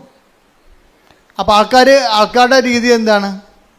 ഓഫറിൻ്റെ പുറകെ പോകും അല്ലേ? എല്ലാവരും വേണ്ട അങ്ങനെ ഓഫറിൻ്റെ ഒഴുക്കിലല്ലേ ആൾക്കാർ ഇങ്ങനെ കമ്പ്യൂട്ടർ നോക്കണത് എന്ത് ഓഫറുണ്ടെന്നാണ് നോക്കണത്.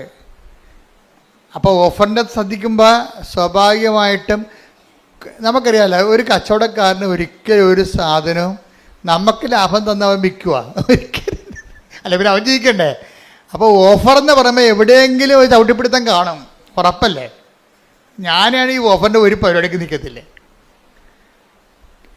പരമാവധി സാധനങ്ങൾ വാങ്ങിക്കാതിരിക്കാൻ നോക്കണം. കാര്യം വെച്ചാൽ നമ്മളുടെ ആൾക്കാർ, അതായത് ഇന്നത്തെ ആൾക്കാരുടെ അവസ്ഥ എന്ന് വെച്ച് കഴിഞ്ഞാൽ എല്ലാം ഈ ഓൺലൈനിൽ കിട്ടുന്ന കാരണം ചുമ്മാ കുത്തിയാൽ മതിയില്ല. ചുമ്മാ കുത്തിയാൽ സാധനം വിട്ടി വരത്തില്ലേ. അപ്പോൾ പിള്ളേരുടെ കാശുണ്ടെങ്കിൽ അവരതനുസരിച്ചിട്ട് കൈകാര്യം ചെയ്യും. ചില അമ്മമാരൊക്കെ അതൊക്കെ കുറച്ചൊക്കെ നിയന്ത്രിക്കും. നമുക്ക് കുഞ്ഞുങ്ങളുടെ കുറച്ച് സ്നേഹം തൽക്കാലത്തെ കുറച്ച് സ്നേഹം കുറയുന്നേ ഉള്ളൂ. ഇപ്പം നമ്മൾ നിയന്ത്രിച്ചാൽ കുറച്ച് കഴിയുമ്പോൾ അവരും പാകത പഠിക്കും. അല്ലെങ്കിൽ കിട്ടുന്നതെല്ലാം മേടിച്ച് ഉപയോഗിക്കാൻ വേണ്ടി ആൾക്കാർക്ക് ഇങ്ങനെ ഈ നമ്മുടെ ബോഡിക്ക് ഒരു ടെൻഡൻസി ഉണ്ട്. ആസ്വദിക്കാൻ പറ്റുന്നതെല്ലാം ആസ്വദിക്കണമെന്നുള്ള ഒരു ടെൻഡൻസി ഉണ്ട്. അത് എന്തെല്ലാം ആസ്വദിക്കാൻ പറ്റും അതെല്ലാം ആസ്വദിക്കണമെന്ന്. അതിങ്ങനെ എല്ലാം പശുക്കൾക്കും മൃഗങ്ങൾക്കും കിളികൾക്കും എല്ലാം ഉണ്ട്. മനുഷ്യൻ്റെ ഒരു പ്രശ്നം എന്ന് വെച്ച് കഴിഞ്ഞാൽ നമുക്ക് പറ്റാത്തതിനോട് നോ പറയാനുള്ള ഒരു ഫോർമേഷൻ ഉണ്ടാണ്. പറ്റാത്തതിനോട് ആവശ്യമില്ലാത്തത് പലതും ആവശ്യമില്ലാത്ത കാര്യങ്ങളാണ്. നിങ്ങളുടെ വീട്ടിലേക്ക് നോക്കിക്കഴിഞ്ഞാൽ ആക്രി സാധനം തന്നെ മിക്കവാറും ഒരു ലോഡേ കയറ്റാനുണ്ടാവും. നമ്മുടെ വീടുകളിലൊക്കെ നോക്കിക്കഴിഞ്ഞാലേ ഒരു ലോഡൊക്കെ ഇതൊക്കെ എവിടെ കൊണ്ടേ കുഴിച്ചിടുവോ എന്ന് പറഞ്ഞ് തലയിലും കെട്ടി നിൽക്കണ കാണാം. എന്താ കാര്യം? ഓരോരോ ആക്രാന്തത്തിന് വാങ്ങിച്ചു കൂട്ടിയ സാധനങ്ങളാണ്. ആ കാശും പോയി, അത് കെടായും പോയി, ഇപ്പോൾ ആവശ്യമില്ല. ഇതെല്ലാം കൊണ്ട് എവിടെ വെക്കും? എല്ലാം പൊടിയും പിടിച്ച് നാശകോടാലിയായി കിടക്കുകയാണ്. വെറുതെ ജാർഗൺ വസ്തുക്കളായിട്ട് കിടക്കുകയാണ്. അപ്പോൾ ഇതൊക്കെ കുഞ്ഞുങ്ങളെ ആദ്യമേ ട്രെയിൻ ചെയ്യുകയാണെങ്കിൽ അവരെ ട്രെയിൻ ചെയ്ത് വരും. ഒരു പ്രശ്നവുമില്ല. അങ്ങനെ എത്രയോ മാതാപിതാക്കന്മാരുണ്ട്. കളിക്കോപ്പ് പോലും ഞാൻ ഈ ദിവസങ്ങളിലൊരു വീഡിയോ കണ്ടത്, കളിക്കോപ്പൊന്നും അപ്പം മേടിച്ച് കൊടുക്കത്തില്ല. കാര്യം അപ്പൻ സൈക്കോളജിസ്റ്റാണ്. അപ്പൻ ചിൽഡ്രൻ സ്പെഷ്യലിസ്റ്റ് സൈക്കോളജിസ്റ്റാണ്. അപ്പോൾ അപ്പനെ അറിയാം. അപ്പനെ സംബന്ധിച്ചിടത്തോളം അപ്പനും അമ്മയും ചെറുപ്പക്കാരാണ്, രണ്ടുപേരും ജോലിക്കാരാണ്. കുഞ്ഞുങ്ങൾക്ക് കുറേ വീടുകളിൽ തന്നെയുള്ള കടലാസ് പെട്ടി അങ്ങനെ കുറേ സാധനങ്ങളൊക്കെ ഉണ്ട്. പിള്ളേർക്ക് എന്താ വേണ്ടതെന്ന് വെച്ച് കഴിഞ്ഞാൽ പിള്ളേർക്ക് സായിപ്പല്ലേ കളിക്കോപ്പ് കൊണ്ടുപോകുന്നത്. ഇവിടെ സായിപ്പ് കളിക്കോപ്പ് എന്ന് വെച്ചാൽ അയാൾ എന്താ ചെയ്തിരിക്കുക, അവരെന്താ ചെയ്തിരിക്കണം? അവർക്ക് പിള്ളേരെ കൊണ്ടു നടക്കാനോ നമ്മളെപ്പോൾ താലോലിക്കാനോ വളർത്താനോ ഒന്നും താല്പര്യമില്ല. അവർക്ക് പട്ടിക്കുഞ്ഞിനെ കൊടുക്കുകയാണെങ്കിൽ അവർ കുറച്ചുകൂടി സന്തോഷമായിട്ട് കുഞ്ഞുങ്ങളെ കൂടുതൽ കുഞ്ഞിനെ വളർത്തുവർ. അവരുടെ നേച്ചർ അതാണ്. അവരുടെ കുറ്റപ്പെടുത്തിയ കാര്യമില്ല. അത് ഭയങ്കര ചരിത്രമാണ്. ഞാൻ കാനഡയിൽ ചെന്നപ്പോഴുണ്ട്, രാവിലെ പുറത്തിറങ്ങിയപ്പോഴുണ്ട്, എല്ലാ സായിപ്പിൻ്റെ കയ്യിലും ഓരോ പട്ടിയുണ്ട്, ഓരോ കൂടുമുണ്ട്, പ്ലാസ്റ്റിക് കൂട്. എന്തിനാണെന്നറിയാമോ? പട്ടിനെയും കൊണ്ട് നടക്കാൻ ഇറങ്ങുന്നതാണ്. അപ്പോൾ അതിൻ്റെ അടുത്ത് പട്ടി കാഷ്ടിക്കും. പക്ഷെ അവിടെ ഒരു പ്രശ്നമുണ്ട്, കാഷ്ടം എങ്ങാനും താഴെ കിടന്നാൽ മുനിസിപ്പാലിറ്റി ടാക്സ് അടിക്കും. അത് കാരണം ആളുടെ പട്ടിയുടെ കാഷ്ടമാണ് താഴെ വഴിയെ പോണത്, അയാൾ തന്നെ അത് കോരിയെടുക്കണം. എന്നിട്ട് അവർ കൊണ്ടുവന്നൊരു ഡസ്റ്റ്ബിന്നിലിടും. ഇതെല്ലാം കൂടി കൊണ്ടുവന്നിട്ട് മുനിസിപ്പാലിറ്റി പട്ടിത്തീടം കൊണ്ടുപോകും. അത് അവരുടെ ലൈഫിൻ്റെ ഭാഗമായിട്ടാണ് അത് വന്നിരിക്കുന്നത്. അവർ പിള്ളേരൊക്കെ ഒഴിവാക്കിയിട്ട് പട്ടിക്കുഞ്ഞിനെ എടുത്ത് കക്ഷത്ത് വെച്ചിട്ട് പിള്ളേരെ മറ്റേ ട്രോളിയൊക്കെ എത്തിക്കൊണ്ട് പോകുന്നത് നമ്മൾ കണ്ടിട്ടില്ലേ? അത് അവർക്കത് വലിയ അവരുടെ ലൈഫിൻ്റെ ഭാഗമാണ്. നമുക്കത് കുറ്റം പറയാൻ പറ്റുകയില്ല. അവിടെ കൾച്ചർ അതാണ്. നമ്മുടെ കൾച്ചർ അതല്ല. അവരെ പിള്ളേരെ തങ്ങളിൽ നിന്ന് ഒഴിവാക്കാൻ വേണ്ടി അവർ പലതരത്തിലുള്ള കളിക്കോപ്പുകൾ വാങ്ങിച്ചു കൊടുക്കും. പിന്നെ പിള്ളേർ അപ്പനെയും അമ്മനെയും ഉപേക്ഷിച്ചിട്ട് അതിൻ്റെ പുറകെ നടക്കും. അവർ മരണം വരെ അങ്ങനെ തന്നെയാണ് ജീവിക്കുന്നത്. അപ്പനെയും അമ്മേനെയും ഉപേക്ഷിച്ചിട്ട് അവരുടെ കൂടെ നടക്കും. നമ്മളെന്ന് വെച്ച് കഴിഞ്ഞാൽ മക്കളും അമ്മയും അപ്പനും ഒക്കെ എല്ലാം കൂടി ഒരുമിച്ച് ഇരിക്കുകയും അപ്പൻ്റെ മുതുകത്ത് വന്ന് മക്കൾ കുത്തിമറിയുകയും എന്തെങ്കിലും സാധനമൊക്കെ എടുത്ത് നശിപ്പിച്ച് കളയുകയും താഴെ ഇടുകയും നമ്മൾ എടുത്തു കൊടുക്കുകയും. അപ്പോൾ വലിയ ചിലവൊന്നുമില്ല.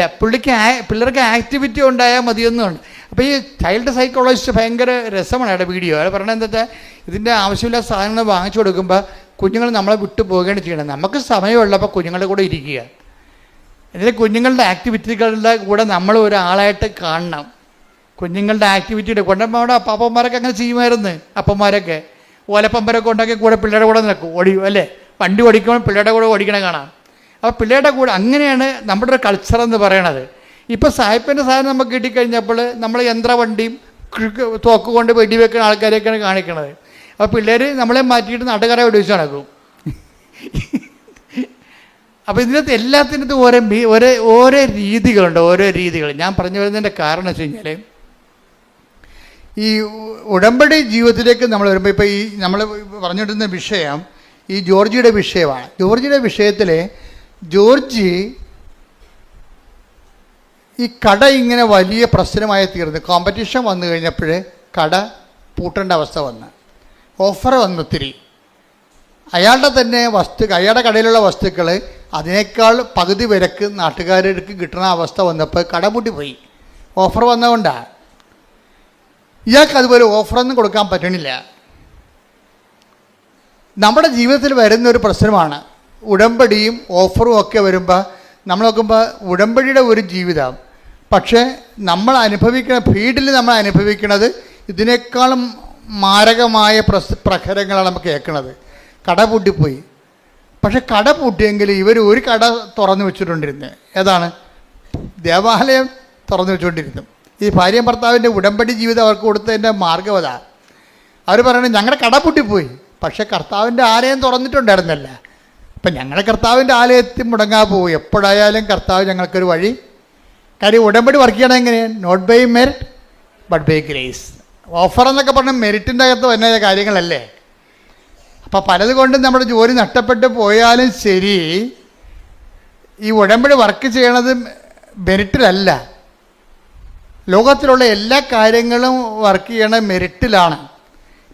ഇപ്പോൾ പഹല ആക്രമണമില്ലേ, ഇപ്പോൾ പ്രധാനമന്ത്രിയെ ചില അണ്ണന്മാർ ചില പട്ടാളക്കാർക്ക് കുറ്റപ്പെടുത്തുന്നത് എന്താ? വേറെ ഒരു പട്ടാളം തുടങ്ങിയത് കാരണം നമ്മളെ മിലിറ്ററി ട്രെയിനിങ് ആ കാലാകാലങ്ങളിൽ വരുന്ന ചെറുപ്പക്കാരെ എടുത്തുകൊണ്ട് ബോർഡർ സെക്യൂരിറ്റി ചെയ്യാൻ വേണ്ടിയുള്ള ആൾക്കാരെ വേറെ ഒരു അഗ്നിവീറെന്ന് പറഞ്ഞ് വേറെ പദ്ധതി തുടങ്ങിയെന്നാണ് പറയണത്. മോഡി നല്ല ഉദ്ദേശത്തിൽ തന്നെ തുടങ്ങിയതാണത്. അതിൻ്റെ ഫലം ഇനി ഭരണകാലത്ത് നമുക്ക് അനുഭവിക്കുകയുണ്ട്. പക്ഷേ പെട്ടെന്ന് ഇങ്ങനെ ഒരു പ്രശ്നങ്ങളുണ്ടായി. ഇങ്ങനെ ഒരു പ്രശ്നം പെട്ടെന്ന് ഉണ്ടായി. രാജ്യം മുഴുവൻ ദുഃഖത്തിലാണ്, നമ്മളും ദുഃഖത്തിലാണ്. നമ്മുടെ രാജ്യത്തിൻ്റെ നന്മയ്ക്ക് വേണ്ടി, അഖണ്ഡതയ്ക്ക് വേണ്ടി, സമാധാനത്തിന് വേണ്ടി പ്രാർത്ഥിച്ചുകൊണ്ടിരിക്കുന്നതാണ്. ശ്രുതികണ്ട ഹല്ലേലൂയ, ശ്രുതികണ്ട ഹല്ലേലൂയ. രാജ്യത്തിന്റെ സുരക്ഷിതത്വത്തിന് വേണ്ടി ഉടമ്പടിയെടുത്ത് പ്രാർത്ഥിക്കുന്ന എല്ലാവരും ആരാധനയോട് ചേർന്ന് പ്രാർത്ഥിക്കുന്നു. മാതാവിന്റെ പ്രത്യേക സംരക്ഷണം ഇന്ത്യ എന്ന മഹാരാജ്യത്തിനുണ്ടാകുവാൻ ഈ ആരാധനയിലൂടെ ഞങ്ങൾ പ്രാർത്ഥിക്കുന്നു. പരമദിവ്യകാരുണ്യത്തിന് ആരാധനയും സ്തുതിയും പുകഴ്ചയും ഉണ്ടായിരിക്കട്ടെ. അപ്പൊ എന്നെ ജോജിയുടെ കട പൂട്ടി അഭിമാനം നിന്ന് ഒരു ഭർത്താവുണ്ട്, ഭാര്യയുണ്ട്, 2 കുഞ്ഞുങ്ങളുണ്ട്. അങ്ങനെ പട്ടിണിയാകാൻ. പക്ഷേ ഈ 2 കക്ഷികളും ഉടമ്പടിയുടെ ഒരു ബലത്തിൽ അങ്ങനെ നിൽക്കുകയാണ്. ആ പൂട്ടാത്തൊരു കടവുണ്ടല്ല. കർത്താവ് എപ്പോഴും കർത്താവിൻ്റെ സന്നിധിയിൽ ഇവർ നമ്മളെ കരുതുവാനും കാക്കുവാനും not by merit but by grace, നിൻ്റെ കഴിവ് കൊണ്ടല്ല, മറിച്ച് എന്താണ്, എൻ്റെ കൃപ കൊണ്ടാണ് നിൻ്റെ അതിജീവനമെന്ന് ആണ് ഉടമ്പടി അടിസ്ഥാനം. അതുകൊണ്ട് തന്നെ വൈഫും ഹസ്ബൻഡും വളരെ സീരിയസ് ആയിട്ട് തന്നെയാണ് ഉടമ്പടി ജീവിതം മറന്നിട്ടില്ല. അവർക്ക് നല്ല ബോധമുണ്ട് അവർ ഉടമ്പടിയിലാണെന്ന്. അതുകൊണ്ട് ദിവസം ജോജി പറയണ ഞാൻ പണ്ടൊക്കെ ഇങ്ങനെ പള്ളിയിൽ പോകുമെങ്കിൽ ഇന്ന് പോണ പോലെ പോകത്തില്ലായിരുന്നു. ഉടമ്പടിക്ക് ശേഷം ഞാൻ ഡെയിലി പള്ളിയിൽ പോകും, വൈഫ് പോകും. ഒരു ദിവസം വൈഫും 2 കുഞ്ഞുങ്ങളുമാണ് പോകാനൊത്തത്. ആ പോണ വഴിക്ക് വന്നപ്പോഴേ ഈ ഹൗസ് ഓണർ അല്ല, വീടിൻ്റെ വാടക ഞങ്ങൾക്ക് കട തന്ന ആളെ പിടിച്ചു നിർത്തി. വൈഫിനെ വഴി പിടിച്ചു നിർത്തി പറഞ്ഞ നിങ്ങൾക്ക് കച്ചവടം വിൽക്കണമില്ല, ഞങ്ങൾക്ക് വേറെ കൊടുക്കാനത് പറ്റണമില്ല, സമാധാനം പറഞ്ഞിട്ട് പോയാൽ മതിയെന്ന് അവർക്ക് കുറേ നാൾ ഇവരോട് പറയുമായിരുന്നുണ്ടായിരുന്നു. ഇവർക്ക് ചെയ്യാൻ പറ്റണില്ല. ഇവർക്ക് അവസാനം ഇപ്പം സീരിയസ് ആയി. ലേഡീസിനെ തന്നെ വഴി പിടിച്ചു നിർത്തുന്ന അവസ്ഥയായി. അത്രയും സീരിയസ് ആയി. അപ്പോൾ നിങ്ങളൊക്കെ ഉടമ്പടി എടുത്താണല്ല, പള്ളിയിൽ നിന്ന് വന്നാണല്ലോ, എന്നിട്ടും വഴി പിടിച്ച് നിർത്തിയാന്ന്. അതായത് ഉടമ്പടി കാലത്ത് എന്തെങ്കിലും സംഭവിക്കുകയാണെങ്കിൽ അത് ഉടമ്പടി എടുത്ത ആൾക്കാരാണ് നമ്മളെന്നുള്ള ബോധം നമുക്കുണ്ടെങ്കിൽ ഓർക്കുക, നമുക്ക് സംഭവിക്കണത് നന്മയ്ക്കായിരിക്കും അത് മാറ്റണത്. അതെപ്പോഴും ഓർത്തേക്കണം. അപ്പോൾ വൈഫ് പെട്ടെന്ന് പറഞ്ഞ് എൻ്റെ അമ്മയെ എന്തെങ്കിലും മറുപടി പറയാൻ പറഞ്ഞു. ഇവർ പിടിച്ചു നിർത്തിയല്ല, കടക്കാർ പിടിച്ചു നിർത്തിയില്ല, അതിൻ്റെ ഓണർമാരെ പിടിച്ചു നിർത്തിയപ്പോഴേ തടഞ്ഞു നിർത്തിയപ്പോഴേ ഈ ജോജിയുടെ വൈഫ് മാതാവിനോട് പറഞ്ഞു, അമ്മേ എന്തെങ്കിലും. അപ്പം ഉടമ്പടി എന്ന് പറയുമ്പോൾ സഞ്ചാരി മാതാവല്ലേ, എവിടെയായാലും കൂടെ ഉണ്ടാവില്ല ആള്. അതാണ് ഉടമ്പടിയുടെ ഏറ്റവും വലിയ ഗുണമെന്ന് പറയണത്. പക്ഷേ സഞ്ചാരി മാതാവാണെന്നുള്ളതിനെക്കുറിച്ച് നല്ല ബോധം ജോജിക്കുണ്ട്. നിങ്ങൾക്ക് പലർക്കും ഇല്ല, അതാണ് പ്രശ്നം. സഞ്ചാരി മാതാവ് എന്താണെന്ന് പോലും അറിയാൻ പറ്റില്ല. സഞ്ചാരി മാതാവ് എന്ന് പറയണത് ഉടമ്പടി എടുക്കുമ്പോൾ ദൈവം നൽകുന്ന ഓഫറാണ്. മനസ്സിലായില്ലേ? I come with you where ever you go, അതാണ് ഓഫർ എന്ന് പറയണത്. പുറത്ത് നാട്ടുകാർ ഓഫർ എന്ന് പറയും, നമ്മളത് എന്താ പറയും, വാഗ്ദാനം എന്ന് പറയും. രണ്ടും ഒന്ന് തന്നെയാണ്. പുറത്ത് ആൾക്കാർ പറയണത്, കച്ചവടക്കാർ പറയണത് ഓഫർ എന്നാണ് പറയണത്. കർത്താവിൻ്റെ വചനത്തിന് നമുക്ക് വരുന്ന പ്രയാസങ്ങൾ അതിജീവിക്കാൻ വേണ്ടി ദൈവം തന്ന ഇൻസെൻറ്റീവിന് ബൈബിൾ പറയണ പേരെന്താണ്? പ്രാമിസ്. എന്താണ്? വാഗ്ദാനം. ഇപ്പോൾ ഒരു വാഗ്ദാനത്തിലൊരു സംഭവമാണ്. എന്താണ്? I will come with you wherever you go. നീ എവിടെ പോയാലും ഞാൻ നിൻ്റെ കൂടെ ഉണ്ടാകും. അപ്പോൾ അതിൻ്റെ അകത്ത് അതങ്ങനെയാണ് സഞ്ചാരി മാതാവ് ഉണ്ടാകണത്. അമ്മയുടെ മധ്യസ്ഥയിലല്ല ഉടമ്പടി എടുത്തിരിക്കണത്. അതുകൊണ്ട് അമ്മ നിൻ്റെ സങ്കടങ്ങളുടെ കാലത്ത് ഏത് സമയത്ത് ആ പ്രശ്നങ്ങളുള്ള കാരണം അമ്മ നിൻ്റെ കൂടെ 24 hours ഉണ്ടാകും. അതാണ് ഈ മുല്ലപ്പൂ മണവും മഴവില്ലും പലതരത്തിലുള്ള ആൾക്കാർക്ക് പല പല അനുഭവങ്ങൾ വരണില്ലേ. അത് എന്തുമാത്രം അനുഭവങ്ങളാണ് വരുന്ന ആൾക്കാർക്ക്. അതാണ് സഞ്ചാരി മാതാവ്. അപ്പോൾ ഇതിൻ്റെ ഈ ജോജി ഭയങ്കര ഇതിൻ്റെ ഒരാളാണ്. കാര്യം അമ്മ സഞ്ചാരി മാതാവാണെന്ന് വളരെ വ്യക്തമായിട്ട് വിശ്വസിച്ച് ജീവിക്കുന്ന ഒരാളാണ്. അത് വൈഫിനും അറിയാം. അപ്പം അമ്മ ഇവർ തടഞ്ഞു നിർത്തുമ്പോൾ പറയും, അമ്മേ ഇതിനൊരു മറുപടി ഇപ്പം പറയണം എന്ന് പറയും. കാര്യം ഞങ്ങൾക്ക് മനസ്സിൽ മറുപടി. അപ്പോൾ അവർ പൈസ തന്നിട്ട് പോയാൽ മതി എന്നാണ് പറയണത്. ഉടനെ അമ്മ അവൾക്കൊരു മറുപടി കൊടുക്കും, പറയാം, മനസ്സിൽ തോന്നിക്കും, പറയാം. അവൾ നട്ടല്ലോട് പറയും, പിന്നെ ഞങ്ങളുടെ പകുതി നിങ്ങളുടെ കയ്യിലില്ലേ, അത് പകുതിയോളം വരും നിങ്ങൾക്ക് തരാനുള്ള വാടക ഇനത്തിൽ. പിന്നെ അത്രയും പകുതിയോളം ഞങ്ങളുടെ മെഷീനറീസ് അതിൻ്റെ അകത്തുണ്ട്, ഇൻസ്ട്രുമെൻറ്റ്സ്, ഉപകരണങ്ങൾ അതിൻ്റെ അകത്ത് കിടപ്പുണ്ട്. അത് നിങ്ങൾക്ക് ആവശ്യമുള്ള എടുത്തോ, നിങ്ങളുടെ വിലക്ക് നിങ്ങൾക്ക് എന്തുമാത്രം കാശ് തരാനുണ്ട് അത്രയും ഉപകരണങ്ങൾ ആ കടയുടെ അകത്ത് കിടപ്പുണ്ട്, അതെടുത്തിട്ട് ബാക്കി ഇങ്ങോട്ട് തന്നാൽ മതി എന്ന് പറയും. So okay, clear. ആ ഒന്ന് സ്പോട്ടിൽ അതായത് ഈശോ പറഞ്ഞിട്ടുള്ളതാണത്. എന്താണ്? നിങ്ങൾ ന്യായാധിപന്മാരുടെ തിരുസന്നിധി ചെല്ലുമ്പോൾ എന്ത് പറയണം? Take the word of God. ശ്രുതികട ഹല്ലേലൂയ, ഹല്ലേലൂയ, ഹല്ലേലൂയ, ഹല്ലേലൂയ, ഹല്ലേലൂയ. മത്തായി 10:19. മത്തായി 10:19. അവർ നിങ്ങളെ ഏൽപ്പിച്ചു കൊടുക്കുമ്പോൾ അവർ നിങ്ങളെ ഏൽപ്പിച്ചു കൊടുക്കുമ്പോൾ എങ്ങനെ പറയണമെന്നോ എന്ത് പറയണമെന്നോ നിങ്ങൾ ആകുലപ്പെടേണ്ട. നിങ്ങൾ പറയേണ്ടത് ആ സമയത്ത് നിങ്ങൾക്ക് നൽകപ്പെടും. അതാണ് അച്ഛൻ ആദ്യമേ പറഞ്ഞത്. ഉടമ്പടിയിലായിരിക്കുമ്പോൾ നമുക്ക് ഉടമ്പടി ഒരു ബോധമാണ്. എന്താ ബോധം? നമ്മൾ എവിടെ ചെന്നാലും മുൻകൂട്ടി പറയേണ്ട കാര്യങ്ങളില്ല. ആ സമയത്ത് അറിവ് നൽകുന്ന സഞ്ചാരി മാതാവ് നമ്മുടെ കൂടെയുണ്ട്. അതുകൊണ്ടാണ് ജോജിയുടെ വൈഫ് പറഞ്ഞത്, അമ്മ ഇവിടെ ഉണ്ടല്ലോ, ഈ പെരുവഴിയിലാണെങ്കിൽ അമ്മ ഉണ്ടല്ലോ, ഇവരോട് സമാധാനം പറയാൻ പറയും. പെട്ടെന്നാണ് സമാധാനം പറയാം. ലൈറ്റ്നിങ് മിന്നൽ പോലെ സമാധാനം പറയും. അവരവരുടെ വഴിക്ക് പോകും. അവരുടെ വഴിക്ക് പോവുകയും ചെയ്യും. 3 ദിവസത്തിലുള്ള സാധനം റൈറ്റ് ഓഫ് ആകും. എല്ലാ കാര്യങ്ങളും പെട്ടെന്ന് ഇമ്മീഡിയറ്റ്. അപ്പോൾ ഇത്രയും നമ്മൾ ബലമുള്ളവരാണെന്ന് ഓർക്കണം. അതുകൊണ്ടാണ് ഞങ്ങൾ ഉടമ്പടി നിങ്ങൾ ഉഴപ്പരുതെന്ന് പറയേണ്ടതും. ഉടമ്പടി ഒരു ടെക്നിക്കലായിട്ടുള്ള ആക്ടിവേഷൻ അല്ലാതെ, ഇപ്പം മൊബൈൽ ആക്ടിവിറ്റി ചെയ്യത്തില്ലേ, ആ ബട്ടൺ കുത്തി ഈ ബട്ടൺ കുത്തി ഇങ്ങനെ കുത്തി സേവ് ചെയ്ത് സെൻഡ് ചെയ്ത് അങ്ങനെയുള്ള മെക്കാനിസം അല്ല ഉടമ്പടി. ഉടമ്പടി എന്ന് പറയുന്നത് ഒരു ജീവിത രീതിയും ഒരു ബിഹേവിയറിസമാണ്. Covenant is not a mechanism but a behaviourism. Behaviourism ഒന്നും അങ്ങോട്ട് പറയാൻ പറ്റത്തില്ല. ഒരു ബിഹേവിയർ ലൈഫാണത്. ദൈവത്തിന് തോന്നണം നമ്മൾ ഉടമ്പടി, നമ്മുടെ പെരുമാറ്റം കണ്ടാൽ ദൈവത്തിന് തോന്നണം നമ്മൾ ഉടമ്പടിയിലാണെന്നുള്ളത്. പ്രാർത്ഥിക്കുക. കർത്താവായ ദൈവമേ, ഉടമ്പടി ജീവിതമെന്ന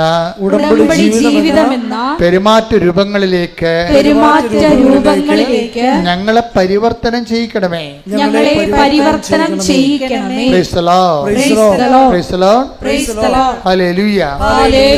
ഇതിനകത്ത് വരുന്നൊരു വിഷയം എന്ന് പറയണതേ,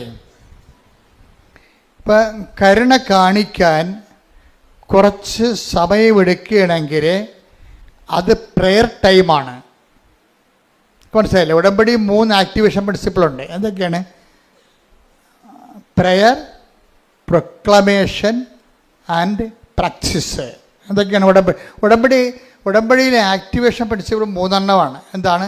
പ്രാർത്ഥന, പ്രഖ്യാപനം, പ്രയോഗം. ഇതൊക്കെ ആദ്യകാല ക്ലാസ്സെങ്കിലുള്ളതാണ്. ഇപ്പം ഞാൻ പറയാറില്ല. ഇപ്പം നിങ്ങളോട് പറയണേ, ഉടമ്പടിയിൽ ഒരു സംഭവം ആക്ടിവേറ്റ് ചെയ്യണമെന്നുണ്ടെങ്കിൽ അതിനകത്ത് മെയിൻ അതിനകത്ത് ലിങ്ക് പോകരുത്. പ്രാർത്ഥനാ ജീവിതത്തിൻ്റെ പ്രശ്നം വെച്ച് കഴിഞ്ഞാൽ ഈ ചാറ്റമഴ പോലെ തന്നെയും പിന്നെയും പെയ്യുകയല്ല, അതിനൊരു പ്രാർത്ഥന മനസ്സാണ്. എപ്പോഴും ദൈവത്തെക്കുറിച്ച് ഓർക്കുക, ചിന്തിക്കുമ്പോഴൊക്കെ സമയം കിട്ടുമ്പോഴൊക്കെ ബൈബിൾ എടുത്ത് നോക്കുക. അതിനാണ് അരമണിക്കൂർ ബൈബിൾ എന്ന് പറഞ്ഞാൽ ഒറ്റ ശ്രദ്ധയിൽ വായിക്കാനുള്ളതല്ല, 2 മിനിറ്റും 3 മിനിറ്റൊക്കെ വായിച്ചാൽ മതി. അത് ബൈബിൾ തന്നെ എടുത്ത് വായിക്കണമെന്നില്ല. ബൈബിൾ ഉണ്ടെങ്കിൽ ആ മൊബൈൽ ഓൺ ചെയ്തിട്ട് ബൈബിൾ വായിച്ചാൽ മതി. നമുക്കുള്ള സാധ്യതയെല്ലാം പ്രയോജനപ്പെടുത്തണം ഇപ്പോൾ ആൾക്കാർ. കാര്യം ഉടമ്പടി എടുത്തിരിക്കുന്നതിനകത്ത് ഞാൻ മനസ്സിലാക്കിയിരിക്കുന്നത് ഒരു 90% പേരും എബോവ് ആവറേജ് എഡ്യൂക്കേഷനുള്ള ആൾക്കാരാണ്. Above average. അപ്പോൾ അവർക്ക് ഇതെല്ലാം ആക്ടിവേറ്റ് ചെയ്യാൻ പെട്ടെന്ന് കഴിയും. അതുകൊണ്ടാണ് വെടിക്കെട്ട് സാക്ഷ്യങ്ങളൊക്കെ അവർ പറയുന്നതിൻ്റെ കാര്യത. എല്ലാ കാര്യങ്ങളെക്കുറിച്ചും അവർക്കതിനെക്കുറിച്ച് തിട്ടമായിട്ട് കാര്യങ്ങൾ അറിയാം. അപ്പം അതുകൊണ്ട് നിങ്ങൾ ഈ കാലം നമുക്ക് നൽകുന്ന എല്ലാ സാധ്യതകളും ദൈവത്തിൽ ജീവിക്കാൻ വേണ്ടി നിങ്ങൾ പ്രയോജനപ്പെടുത്തണം. Praise the Lord. ഹല്ലേലൂയ. അപ്പം ജോജിക്ക് ഇപ്പം ജോലിയില്ലാതെ നടക്കുകയല്ലേ. ഇപ്പം ജോജിയുടെ ഒരു പ്രശ്നമുണ്ട്, ഗുരുതരമായ ഒരു പ്രശ്നമുണ്ട്. ഈ കടയുടെ പ്രശ്നം മാത്രമല്ല, വേറെ ഒരു പ്രശ്നമുണ്ട് പുള്ളിക്ക്. പുള്ളിക്ക് പുറത്തൊന്നും ജോലി കിട്ടത്തില്ല. ഇതുപോലെ കടയെ കൃഷിയൊക്കെ ചെയ്യാനേ പറ്റത്തുള്ളൂ. നാട്ടുകാർ ആരും ഒരു കമ്പനിക്കാരും ജോലി കൊടുക്കത്തില്ല. കാര്യം വെച്ച് കഴിഞ്ഞാൽ ഇയാളുടെ SLC ബുക്ക് കിട്ടിയപ്പോൾ മൊത്തം തെറ്റാണ് അഡ്രസ്സ്. ആ SLC ബുക്ക് വായിച്ചാൽ വീട്ടുപേര് തെറ്റാണ്, ഇനിഷ്യൽ തെറ്റാണ്, അയാളുടെ പേരും തെറ്റാണ്. ഇയാളെ ആ SLC കാലം തൊട്ട് ഈ മനുഷ്യൻ ഇയാളുടെ ജീവിതത്തിൽ വന്ന ശാപമായ പോലെ വന്ന സംഭവമാണ്. അത് കാരണം ഇത് തിരുത്താൻ വേണ്ടി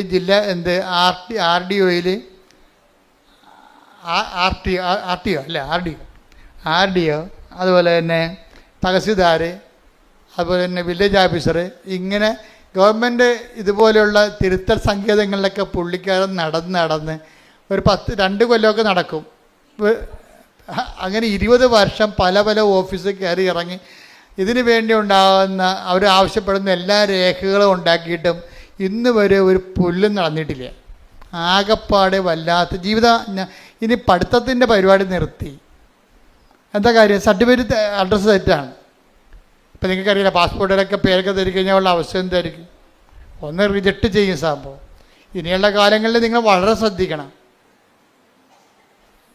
കാര്യം ഞാനൊരു രാജ്യത്ത് ചെന്നപ്പോൾ അവിടെ നമ്മളാരും അവിടെ എമിഗ്രേഷൻ വെച്ചിട്ടില്ല.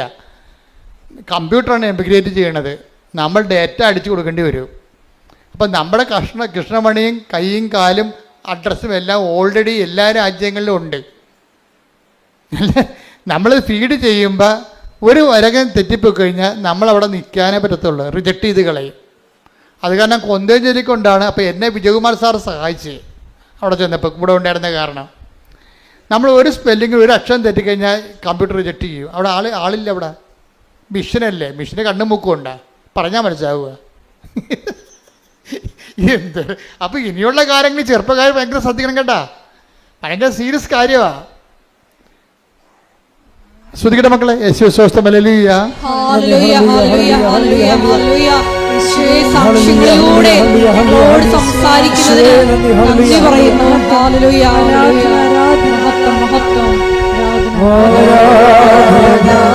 കരങ്ങൾ വീശിക്കൊണ്ട്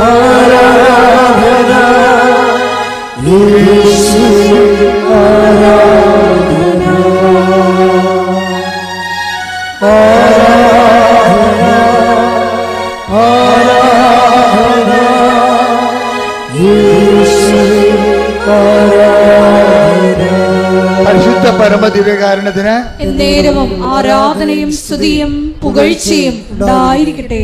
അപ്പോഴേ പെട്ടെന്ന് ജോജിയുടെ കടയെല്ലാം പൂട്ടി വരുമാനമെല്ലാം നിലച്ചപ്പോൾ ഒരു കൂട്ടുകാരൻ പറഞ്ഞ്, എടാ ആലപ്പുഴ ഒരു മാതാവുണ്ട്, ഈ സർട്ടിഫിക്കറ്റ് തിരുത്തി തന്നെ നേരെയാക്കുന്ന ആളുണ്ടെന്ന് പറഞ്ഞു. അങ്ങനെ പുള്ളി ഇവിടെ വന്നത്. മാതാവ് പലതരത്തിലുള്ള ആൾക്കാരെ അറിയപ്പെടുന്നത്. അവൻ ജോലിയുടെ സാക്ഷ്യം കേട്ടാൽ മനസ്സിലാവും. അങ്ങനെ പറഞ്ഞിരിക്കണം, ആലപ്പുഴ ഒരു മാതാവുണ്ട്, ഇതൊക്കെ നേരെയാക്കുന്ന ആളാണെന്ന് പറഞ്ഞു. പുള്ളിക്കാരൻ ഇവിടെ വന്നപ്പോഴാണ് കേൾക്കണത് സഞ്ചാരി മാതാവാണെന്ന്. അപ്പോൾ അതിന് പുള്ളിക്ക് സന്തോഷമായി. എന്താ കാര്യം? പുള്ളി ഒറ്റക്ക് കിടന്ന് ജീവിച്ച ആളാണ്. പുള്ളിയെ സഹായിക്കാൻ പ്രത്യേകിച്ച് ആൾക്കാരില്ല. ഇപ്പം സഹായിക്കാനുള്ള ആളെ കിട്ടിയില്ല എന്നുള്ള സന്തോഷത്തിൽ പുള്ളി ഇത് കംപ്ലീറ്റ് ആയിട്ട് കയറി വിശ്വസിച്ച്.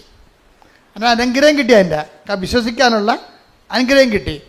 ആ പുള്ളിയെ നോക്കിയപ്പോൾ ഇവിടെ ഓരോരുത്തരും ഇല്ലാത്ത കുറേ സംഭവങ്ങളൊക്കെ ഉണ്ട്. എന്താ കാര്യം? ഉപ്പുണ്ട്, പിന്നെന്താണ്, ഉടമ്പടി തൈലമുണ്ട്. അപ്പോൾ അതിനെക്കുറിച്ച് കൃത്യമായിട്ട് ഞാൻ പറഞ്ഞു കൊടുക്കുന്നുണ്ട് ആൾക്കാർക്ക്. എന്താ കാര്യം, ഇതെല്ലാം ഒന്ന് പ്രാർത്ഥന, ഒന്ന് നമ്മൾ ഈ ഉടമ്പടി ആക്ടിവേറ്റ് ചെയ്യണം എങ്ങനെയാണ്? 1 പ്രാർത്ഥന, 2 പ്രഖ്യാപനം, 3 പ്രയോഗം. അപ്പോൾ ഈ ഉപ്പൻ്റെതാണ് ദൈവത്തിൻ്റെ സാന്നിധ്യത്തിന് ആക്ടിവേറ്റ് ചെയ്യാനാണ് പ്രയോഗം വരണത്. ഇതെന്ത് നമ്മൾ ആക്ടിവേറ്റ് ചെയ്താലും നമുക്ക് സാന്നിധ്യം സംലഭ്യമാകും. അതുകൊണ്ടാണ് ഈ ഉടമ്പടി നമ്മൾ ശ്രദ്ധിക്കുമ്പോൾ ഉടമ്പടിയിൽ അയക്കുന്നവർക്കുള്ള ഓഫർ എന്താണ്? I will come with you wherever you go. ഞാൻ നിങ്ങൾ എവിടെയായിരുന്നാലും ഞാൻ നിങ്ങളുടെ കൂടെ ഉണ്ടാകും. ഈ ഉണ്ടാകുന്ന ആളിൻ്റെ ശക്തി അവിടെ സംലഭ്യമാക്കുന്നതിന് വേണ്ടിയാണ് ഈ പ്രയോഗവിധികളുള്ളത്. ആ പ്രയോഗവിധികൾ എന്താ ചെയ്യണത്? അത് ഈ ജോജി പറയണ, ഞാൻ ഇത് അറിഞ്ഞോടുകൂടി ഞാൻ ഈ ഉപ്പ് എടുത്തുകൊണ്ട് വില്ലേജ് ഓഫീസിൽ പോയിരുന്നു. ആ സാക്ഷി നിങ്ങൾ കേൾക്കണം കേട്ടോ, നല്ല സാക്ഷിയാണ്. കാര്യം 20 കൊല്ലമായിട്ട് നടക്കാത്ത കാര്യമല്ലേ, സർട്ടിഫിക്കറ്റിൽ വന്നിരിക്കുന്ന പെശകല്ലേ. അപ്പോൾ എത്രയോ കാലം ഈ മനുഷ്യൻ ഇതുപോലെ വില്ലേജ് ഓഫീസ് മാറി വന്ന വില്ലേജ് ഓഫീസ്, താലൂക്ക് ഓഫീസിൽ പോവും. അവർ 100,000 ഉടായ്പകൾ പറഞ്ഞ് ഇയാളെ മടക്കുകയാണ് പതിവ്. അയാൾ വെൽക്കം ചെയ്യത്തില്ല. പക്ഷെ ഇയാളെന്ത് ചെയ്ത് ചെല്ലുമ്പോൾ തന്നെ പുള്ളി പറയുന്നത്, ഞാൻ വിശ്വാസപ്രമാണം ചൊല്ലി ഉപ്പിൻ്റെ 2 തരികൾ വില്ലേജ് ഓഫീസിൽ ഇട്ടെന്ന്. അതാണ് പ്രയോഗം എന്ന് പറയുന്നത്. എന്താ പ്രശ്നം വെച്ച് കഴിഞ്ഞാൽ, അപ്പോൾ അയാളത് പറയുന്നുണ്ട്, ഇത് കൂടോത്രം മന്ത്രവാദമൊന്നുമല്ല, ഒരു വ്യക്തിയിലെ വിശ്വാസത്തെ പ്രയോഗിക്കുന്നതാണ്. എന്താ വിശ്വാസം? അവൻ്റെ വിശ്വാസം എന്താ? യേശു കർത്താവാണെന്ന് അധരം കൊണ്ട് ഏറ്റു പറയണം. ദൈവം അവനെ മരിച്ചവെന്ന് ഉയർപ്പിച്ചെന്ന് ഹൃദയത്തിൽ വിശ്വസിക്കണം. ഇതിൻ്റെ ആക്ടിവേഷനിലാണ് ഈ ഉപ്പ് ഇടണത്. എന്താ കാര്യം? യേശുവിൻ്റെ നാമത്തിൽ ഞാൻ ഇടണത്. തടസ്സങ്ങൾ മാറ്റുന്നത് അങ്ങനെയാണ്. ഇപ്പോൾ 10:17 വായിച്ച്, 10:17 അപ്പോസ്തലന്മാർക്ക് തടസ്സങ്ങൾ മാറ്റാനുള്ള അധികാരം കൊടുക്കുന്നുണ്ട്. ലൂക്ക 10:17 വായിച്ചവനെ ശ്രുതികട്ടെ. ഹല്ലേലൂയ, ഹല്ലേലൂയ, ഹല്ലേലൂയ, ഹല്ലേലൂയ. യേശുവേ നന്ദി. ഹല്ലേലൂയ, ഹല്ലേലൂയ. ലൂക്ക 10:17. 72 പേരും സന്തോഷത്തോടെ തിരിച്ചു വന്നു പറഞ്ഞു, കർത്താവേ, നിന്റെ നാമത്തിൽ പിശാചുക്കൾ പോലും ഞങ്ങൾക്ക് കീഴ്പ്പെടുന്നു. അതാ ആർക്കാണ്? ക്രിസ്തുവിനല്ല. ഇതാരാണത് പ്രഖ്യാപിക്കണം? അവന് കീഴ്പ്പെടുകയാണ്. അതാ അതിൻ്റെ ഫോർമുല. എന്താ പറയണത്? ഏറ്റു പറഞ്ഞ് 10:17 ലൂക്ക എന്താ പറഞ്ഞ? കർത്താവേ, നിന്റെ നാമത്തിൽ പിശാചുക്കൾ പോലും ഞങ്ങൾക്ക് കീഴ്പ്പെടുന്നു. അപ്പൊ പിശാച് വരെ കീഴ്പ്പെടുന്നുണ്ടെങ്കിലും മനുഷ്യന്റെ നിയമങ്ങളൊക്കെ അതിന് താഴെ ഉള്ളൂ. അപ്പൊ ലോകത്ത് നിന്റെ ജീവിതത്തിന് അട്ടിമറിക്കുന്ന എല്ലാ ശക്തികളെയും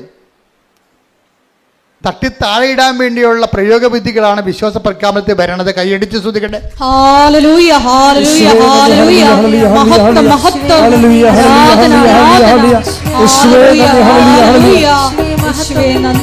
വിശ്വസിച്ച് കഴിയുമ്പോഴേ ആരാണ് നമ്മൾ എന്താ വിശ്വസിക്കുന്നത്? യേശു മരിച്ചുയർത്തുന്നിട്ട് യേശു ആരാണെന്ന് വിശ്വസിക്കുന്നു? യേശു കർത്താവാണ്. Take the word of God. 10:17 ശ്രുതികട്ടെ. ഹല്ലേലൂയ, നന്ദി. ഹല്ലേലൂയ, ഹല്ലേലൂയ, ഹല്ലേലൂയ, ഹല്ലേലൂയ, ഹല്ലേലൂയ. യേശുവേ ആരാധന, ആരാധന, ആരാധന. യേശുവേ നന്ദി, മഹത്വം, മഹത്വം. ഹല്ലേലൂയ. റോമ 10:9. റോമ 10:9. ആകയാൽ യേശു കർത്താവാണ് എന്ന് അധരം കൊണ്ട് ഏറ്റുപറയുകയും ദൈവം അവനെ മരിച്ചവരിൽ നിന്ന് ഉയർപ്പിച്ചു എന്ന് ഹൃദയത്തിൽ വിശ്വസിക്കുകയും ചെയ്താൽ നീ രക്ഷ പ്രാപിക്കും. അപ്പൊ എല്ലാ തരത്തിലും രക്ഷപ്പെടുന്നതിനുള്ള ഫോർമുല എന്താണ്? യേശു കർത്താവാണെന്ന് ആദരം കൊണ്ട് ഏറ്റു പറയണം. അപ്പോൾ അവിടെ എന്താ പ്രശ്നം? അപ്പോഴേ നമ്മൾ ആരെയും പോയി പട്ടാങ്ങിയായിട്ട് നിൽക്കത്തില്ല. സാറേ എന്തെങ്കിലും മാർഗം കൊണ്ട് ചെയ്ത് തന്നെ കുഞ്ഞുങ്ങൾ ജീവിക്കേണ്ടതാണെന്ന് പട്ടാങ്ങി പറയത്തില്ലേ? അത് യേശു കർത്താവായിട്ട് സ്വീകരിക്കുന്നവൻ അനാവശ്യമായ പട്ടാങ്ങി. അപ്പം നിങ്ങളെങ്ങനെ സാറേ എന്ന് പറഞ്ഞിങ്ങനെ കെഞ്ച് അവരൊക്കെ കൊടുക്കേണ്ട മാന്യത കൊടുക്കണം, അവർക്ക് കൊടുക്കേണ്ട ബഹുമാനം കൊടുക്കണം. കാര്യം സമൂഹത്തിൻ്റെ സെർവൻ്റാണ് അവർ. ദൈവം അതിനുവേണ്ടി വെച്ചിരിക്കുന്നതാണ് അവർക്ക്. പക്ഷേ അവിടെ തട്ടിക്കേണ്ട കാര്യമൊന്നുമില്ല. അവരോട് മാന്യതയില്ല പെരുമാറുകയും ചെയ്യരുത്. മനുഷ്യത്വരഹിതമായിട്ട് അവർ സംസാരിക്കരുത്. നിങ്ങൾ മാന്യത ദൈവത്തിൻ്റെ പൈതലിനെപ്പോലെ തന്നെ സംസാരിക്കണം. പക്ഷേ അതേസമയം തന്നെ അവരെ ദൈവത്തിൻ്റെ സ്ഥാനത്തെടുത്ത് വെക്കരുത്. ചില ആൾക്കാർക്ക് പറ്റണില്ലേ, ചില ഡൈവേഴ്സായിട്ടുള്ള ദമ്പതികളൊക്കെ കൗൺസിൽ ചെയ്യുമ്പോൾ ഇവർ ആദ്യകാലത്ത് നിങ്ങളെനിക്ക് ദൈവത്തെ പോലാണെന്നൊക്കെ പറയത്തില്ലേ, കാലെപ്പിടി നിലത്തിട്ടടിക്കണം. അങ്ങനെ ഒരിക്കലും ഒരു മനുഷ്യനോട് സംസാരിക്കരുത്. അതായത് ദൈവത്തിൻ്റെ പേര് കൂട്ടിയിട്ട് നിങ്ങൾക്ക് ഇങ്ങനെ സ്നേഹം കൊണ്ട് ഭ്രാന്തി കയറുമ്പോൾ വല്ല വെളിവ് കേടൊക്കെ പറയും, അതെല്ലാം റെക്കോർഡ് ഉണ്ടാവും. അതാണ് പ്രശ്നം. നിങ്ങൾക്ക് സ്നേഹം കൊണ്ട് വെളിവ് കേടുമ്പോഴേ തലക്ക് അസുഖം വരുമല്ല, സ്നേഹം കൊണ്ട് തലക്ക് വെളിവ് പോവില്ല, അപ്പോൾ കയറി പറയും. പണ്ടൊരു മനുഷ്യൻ എന്നോട് പറഞ്ഞതാണ്, ഒരു തെറിയും കുട്ടി പറഞ്ഞ്. അപ്പോൾ അന്ന് ഞാൻ കൊച്ചാണ്, ഞാൻ ആൾ 6 വയസ്സിലാണ് പറ്റുള്ള. അയാൾ എന്നോട് പറഞ്ഞതല്ലേ, അയാൾ അങ്ങോട്ടും ഇങ്ങോട്ടും പറഞ്ഞതാണ്. ഇങ്ങനെക്കാൾ വലിയ ദൈവത്തെ ഞാൻ വിശ്വസിക്കണില്ല, ദൈവത്തെ കൂടി തെറി പറഞ്ഞിരിക്കണേ. അയാൾ 45 ദിവസം കിടന്ന് മരിച്ചു. നമ്മൾ ദൈവത്തിനെ കൂട്ടി ഒന്നും പറഞ്ഞേക്കരുത്. ദൈവത്തിൻ്റെ സ്ഥാനത്ത് ആർക്കും വില കൊടുക്കരുത്. അതുകൊണ്ടാണ് ഞാൻ പറഞ്ഞത്, നിങ്ങൾ ഞായറാഴ്ചയൊക്കെ കുർബാനയ്ക്ക് വരുമ്പോൾ ആ കുർബാനയേക്കാൾ വലിയ അളിയൻ വീട്ടിൽ വന്നെന്നൊക്കെ പറഞ്ഞുകൊണ്ട് കുർബാന മുടക്കത്തില്ലേ, നിങ്ങളുടെ കാര്യത്തിൽ ഒരു കൊല്ലത്തെ ബാധ്യതയാണ് വലിച്ചു വെക്കണത്. ഒരു കൊല്ലത്തെ കാര്യം നിങ്ങൾ പിടികൊടുത്തു പോയി ദൈവത്തിന്. കാര്യം എന്താ, നിങ്ങളുടെ ദൈവം അളിയനായിപ്പോയി. അതുകൊണ്ടാണ് ഈ പ്രലോഭനത്തിൽ ഉൾപ്പെടുത്തരുതെന്ന് പറയണത്. ഈ വലിഞ്ഞു കയറി പണ്ടാരം നമുക്ക് പണിയുണ്ടാക്കാൻ വേണ്ടി കുർബാന സമയത്ത് കയറി വരാതിരിക്കാൻ വേണ്ടിയാണ് ബ്ലോക്ക് ചെയ്ത് പ്രാർത്ഥിക്കണത്. ആ ഉടമ്പടി കർത്താവ് പ്രാർത്ഥിക്കാൻ പഠിപ്പിച്ചപ്പോൾ എന്താ പറഞ്ഞത്, ഞങ്ങളെ പ്രലോഭനത്തിൽ ഉൾപ്പെടുത്തരുത്, പിന്നെ എന്താണ്, തിന്മയിൽ നിന്ന് ഞങ്ങളെ രക്ഷിക്കണമേ. ബ്ലോക്ക് പ്രാർത്ഥനയാണത്, ബന്ധന പ്രാർത്ഥനയാണ് സംഭവം. എന്ന് വെച്ച് കഴിഞ്ഞാൽ നമ്മുടെ ദൈവത്തിലേക്കുള്ള ജീവിത വഴികളിൽ പിശാച് വരഞ്ഞു കയറി വരരുത്. പിശാച് ചിലപ്പോൾ അളിയൻ്റെ രൂപത്തിൽ വരും, അപ്പൻ്റെ രൂപത്തിൽ വരും. ദൈവത്തിൽ നിന്ന് നിങ്ങളെ തള്ളിക്കളയുന്ന മാതാപിതാക്കന്മാരാണെങ്കിൽ പോലും ദൈവത്തിൽ നിന്ന് നിങ്ങളെ മാറ്റരുത്. ഇപ്പോൾ ചില കുഞ്ഞുങ്ങളില്ലേ, പള്ളിക്കൂടത്തിൽ കൊണ്ടുപോകുന്ന സമയത്ത് വലിച്ച് അനിയത്തിൻ്റെ മനസ്സമ്മതത്തിന് കൊണ്ടുപോകും. കാറ്റഗിസം മുടങ്ങും, പള്ളി കുർബാനയും മുടങ്ങും. ആ കുഞ്ഞ് കുർബാന കൂടിയോ അപ്പം കുഞ്ഞിന് അപ്പം തന്നെ മനസ്സിലാകും ആൻറ്റി കുർബാനയേക്കാൾ വലുതാണ് ആൻറ്റിയുടെ മനസ്സമ്മതം. ആൻറ്റി ഒരു 5 കൊല്ലം കഴിയുമ്പോൾ പിരിഞ്ഞു പോവുകയും ചെയ്യും, 2 കൊച്ചുങ്ങളെ കയ്യിലും ഉണ്ടാവും. എന്താ, ദൈവത്തിനെ വഞ്ചിച്ച് ചെയ്ത പരിപാടികളാണല്ല പരിപാടി. ദൈവത്തെ മറന്ന് ജീവിക്കരുത്. അതായത് ഉടമ്പടി ഒരു ജീവിത രീതിയാണത്. അപ്പോൾ എപ്പോൾ ജീവിക്കുമ്പോഴും നമുക്കൊരു ബോധം ഉണ്ടാകണം ദൈവവുമായിട്ടാണ് ജീവിക്കണതെന്ന്. അല്ല തരം കിട്ടുമ്പോൾ തരങ്ങളെ പോലെ മുടി ഉണ്ടെങ്കിൽ ചാഞ്ഞും ചെരിച്ചും കെട്ടാമെന്ന് പറഞ്ഞ പോലെ അങ്ങോട്ടും ഇങ്ങോട്ടും ചെരിച്ച് കെട്ടാനും ദൈവത്തെ കിട്ടത്തില്ല. അപ്പം അതുകൊണ്ട് തന്നെ ഇങ്ങനെയുള്ള ഇൻഡാസുകൾ വരാതിരിക്കാൻ വേണ്ടിയാണ് ഈശോ ബ്ലോക്ക് ചെയ്ത് പ്രാർത്ഥിക്കാൻ പറഞ്ഞത്. എന്താണ്, ഞങ്ങളെ പ്രലോഭനത്തിൽ ഉൾപ്പെടുത്തരുത്, തിന്മയിൽ ഞങ്ങളെ രക്ഷിക്കണമേ. എപ്പോഴും പ്രാർത്ഥിക്കണമല്ലേ, എപ്പോഴും പ്രാർത്ഥിക്കുന്നതാണ്. പക്ഷെ ഒരു കാര്യമുണ്ട്, ചങ്കയെ കൊണ്ട് പ്രാർത്ഥിക്കത്തില്ല, മനസ്സ് കൊണ്ട് പ്രാർത്ഥിക്കണം ആ സംഭവം. അല്ലാതെ കർത്താവ് ഉറപ്പിച്ചാൽ പട്ടിക പോലെ 2 2 4 പറഞ്ഞ് പ്രാർത്ഥിക്കുമ്പോഴാണ് ഈ സംഭവത്തിന് ഫലമില്ലാതെ വരണത്. പ്രാർത്ഥനയ്ക്ക് ഫലം ഉണ്ടാകണമെങ്കിൽ പ്രാർത്ഥന ആദ്യം ഓൺ ചെയ്യണം. ഞാൻ പ്രാർത്ഥിക്കുന്നു എന്ന് എനിക്ക് തന്നെ തോന്നണം. ഞാൻ എന്താണ് ചെയ്യണത്, ഞാൻ പ്രാർത്ഥിക്കുകയാണ്. ഞാൻ എന്താണ് ചെയ്യണമെന്ന് ഇപ്പം തന്നെ ആൾക്കാർ പള്ളിയിൽ കുർബാനയ്ക്ക് വിടുമ്പോൾ സമയത്തായിരിക്കും ചിലപ്പോൾ പണിപ്പാട്ടിൽ നിന്ന് മുതലാളി വിളിക്കണത്. അപ്പോൾ തന്നെ മൊബൈൽ അടിക്കുമ്പോൾ തന്നെ ഇതാ ദൈവത്തിൻ്റെ കുഞ്ഞാടെന്ന് അച്ഛൻ പറയുമ്പോൾ ഇവൻ മൊബൈലും കൊണ്ട് പുറത്തേക്ക് ചാടും. അപ്പം നിങ്ങൾ കുർബാന ഉയർത്തുന്നതിനെക്കുറിച്ച് നിങ്ങൾക്കൊരു അറിവുണ്ട്, പക്ഷേ നിങ്ങൾക്ക് മറ്റേ മൊബൈൽ എടുക്കാതിരിക്കാൻ പറ്റണില്ല. നിങ്ങൾക്ക് പേടിയാണ്. എന്താ, ഇപ്പം മൊബൈൽ എടുത്ത് പണി പോയാൽ എന്ത് ചെയ്യുമെന്ന് വിചാരിച്ചാൽ. അപ്പം നിങ്ങളുടെ കർത്താവിനേക്കാൾ വലുതായി പണി. അപ്പം പണി വരണുണ്ട് അവറാച്ചാന്ന് കർത്താവും പറയും. എന്താ കാര്യം, ഗതി പിടിക്കത്തില്ല. അതാണ് വിഷയം. ഇത് വലിയ പുലിമാലി പിടിച്ച അത് നിങ്ങൾ ഉഡായ്പ പാർട്ടിയാണെങ്കിൽ ഓർക്കുക, ഉഡായ്പ പുറകെ വരും, നിങ്ങൾക്ക് പുറകെ വരും കൂടെ. അതായത് ഇതുപോലെ ദൈവം നിങ്ങളെ ഒരു കാര്യമുണ്ട്, ദൈവം വന്ന് ഉന്തിത്തള്ളി ആരെയും ഒന്നും ചെയ്യത്തില്ല. എല്ലാ അണ്ണന്മാരും പണി മേടിക്കുന്ന സെൽഫ് ഗോൾ അടിച്ചിട്ടാണ്. എന്നിട്ട് കഴിഞ്ഞാൽ ഇപ്പം തന്നെ നിങ്ങൾ ഇതാ ദൈവത്തിൻ്റെ കുഞ്ഞാടെന്ന് പറഞ്ഞ് വൈദികൻ കുർബാന ഉയർത്തുമ്പോഴായിരിക്കും പണിപ്പാട്ടിൽ നിന്ന് ഇന്ന് ഞായറാഴ്ചയാണ്, അപ്പം നാളെ തിങ്കളാഴ്ച പോകേണ്ട ഹാങ് ഓവർ ആണെന്ന് പറഞ്ഞിരിക്കുന്ന കക്ഷി. പിന്നെ അമ്മയെ ഭാര്യ തള്ളിപ്പറഞ്ഞ് ഉന്തിയിട്ടിട്ടാണ് പള്ളിയിൽ വന്ന് നിൽക്കണത്. അപ്പോൾ പകുതി മനസ്സ് ഇവിടെയും പകുതി മനസ്സ് വീട്ടിലും, അങ്ങനെ ഹാങ് ഓവറിലാണ് കുർബാനയും കൂടണത്. ഈ പന്നി എപ്പോഴും പണി മേടിക്കുന്ന കാര്യത്തിൽ ഉറപ്പായ കാര്യമാണത്. നിങ്ങൾ ദ്രവിച്ചു പോകുകയോ നിങ്ങളുടെ മക്കളൊക്കെ നിങ്ങൾക്ക് അനുഭവം ഉണ്ടാകാതിരിക്കുക ചെയ്തിട്ടുണ്ടെങ്കിൽ നിങ്ങൾ പണ്ടോ ഏതോ ചെയ്ത നെറിവുകേടിന് ഇരന്നിരന്ന് പണി മേടിച്ചുകൊണ്ടിരിക്കുകയാണ്. നിങ്ങൾ ചെയ്തിരിക്കുന്ന എല്ലാം സെൽഫ് ഗോളുകളാണ് അടിച്ചിരിക്കുന്നത്. ദൈവത്തിൻ്റെ പണ്ട് മുതലുള്ള തന്ത്രം ഇതാണ്: ഒരു മനുഷ്യൻ നേരിട്ട് ഉപദ്രവിക്കത്തില്ല, അവൻ തന്നെ സെൽഫ് ഗോൾ അടിച്ചു പോകാൻ വേണ്ടി അവർക്ക് അവസരം കൊടുക്കും. അത് കർത്താവിന് അറിയാവുന്നതാണ് കർത്താവ് പറഞ്ഞത് ഇങ്ങനെ ഒരു അവസ്ഥ ഉണ്ട്, അതുകൊണ്ട് എപ്പോഴും പ്രാർത്ഥിക്കുമ്പോൾ ഞങ്ങളെ പ്രലോഭനത്തിൽ ഉൾപ്പെടുത്തരുത് എന്ന് പ്രാർത്ഥിക്കണം. പണി വരല്ലേ എന്ന് പ്രാർത്ഥിക്കണം. എന്നിട്ട് കർത്താവ് പറഞ്ഞെന്താ അറിയാവോ? കർത്താവ് നമ്മളെ ഉടമ്പടി എടുത്തവരെ യാത്രയാക്കുമ്പോൾ കർത്താവ് നൽകുന്ന ഒരു ആശീർവാദമുണ്ട്. എന്താണ്?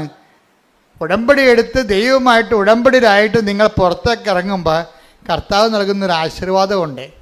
നിങ്ങൾ ദൈവത്തിൻ്റെ ശിഷ്യന്മാരുടെ അതിനേക്കാൾ റോളിലല്ലേ വന്നത്.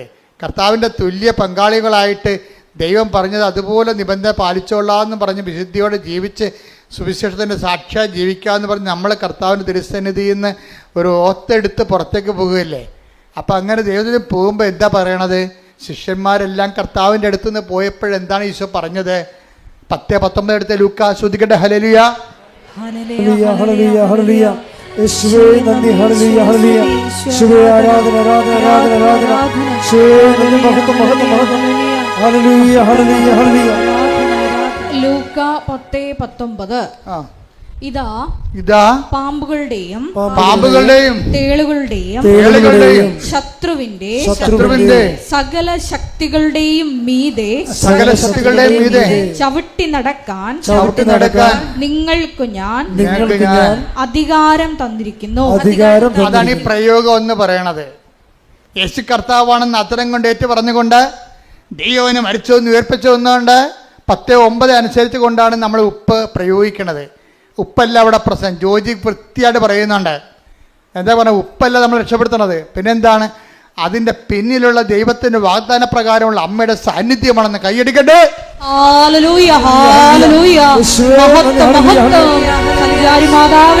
സഞ്ചരിച്ച് നീ ഞങ്ങളുടെ കൂടെ യാത്ര ചെയ്യുന്നതിന് ശക്തിപ്പെടുത്തുന്നതിന് നന്ദി പറയുന്നു. പരമ ദിവ്യകാരുണ്യത്തിന് ആരാധനയും സ്തുതിയും അപ്പൊ ഈ എംപവർ ചെയ്താണ് വിടുന്നത്. പവർ അടിച്ചാ പോണ വിടുന്നത്. എന്താ കാര്യം? ഇതാ അത് 10:9 അനുസരിച്ച് അതിൽ വാഗ്ദാനമാണ്.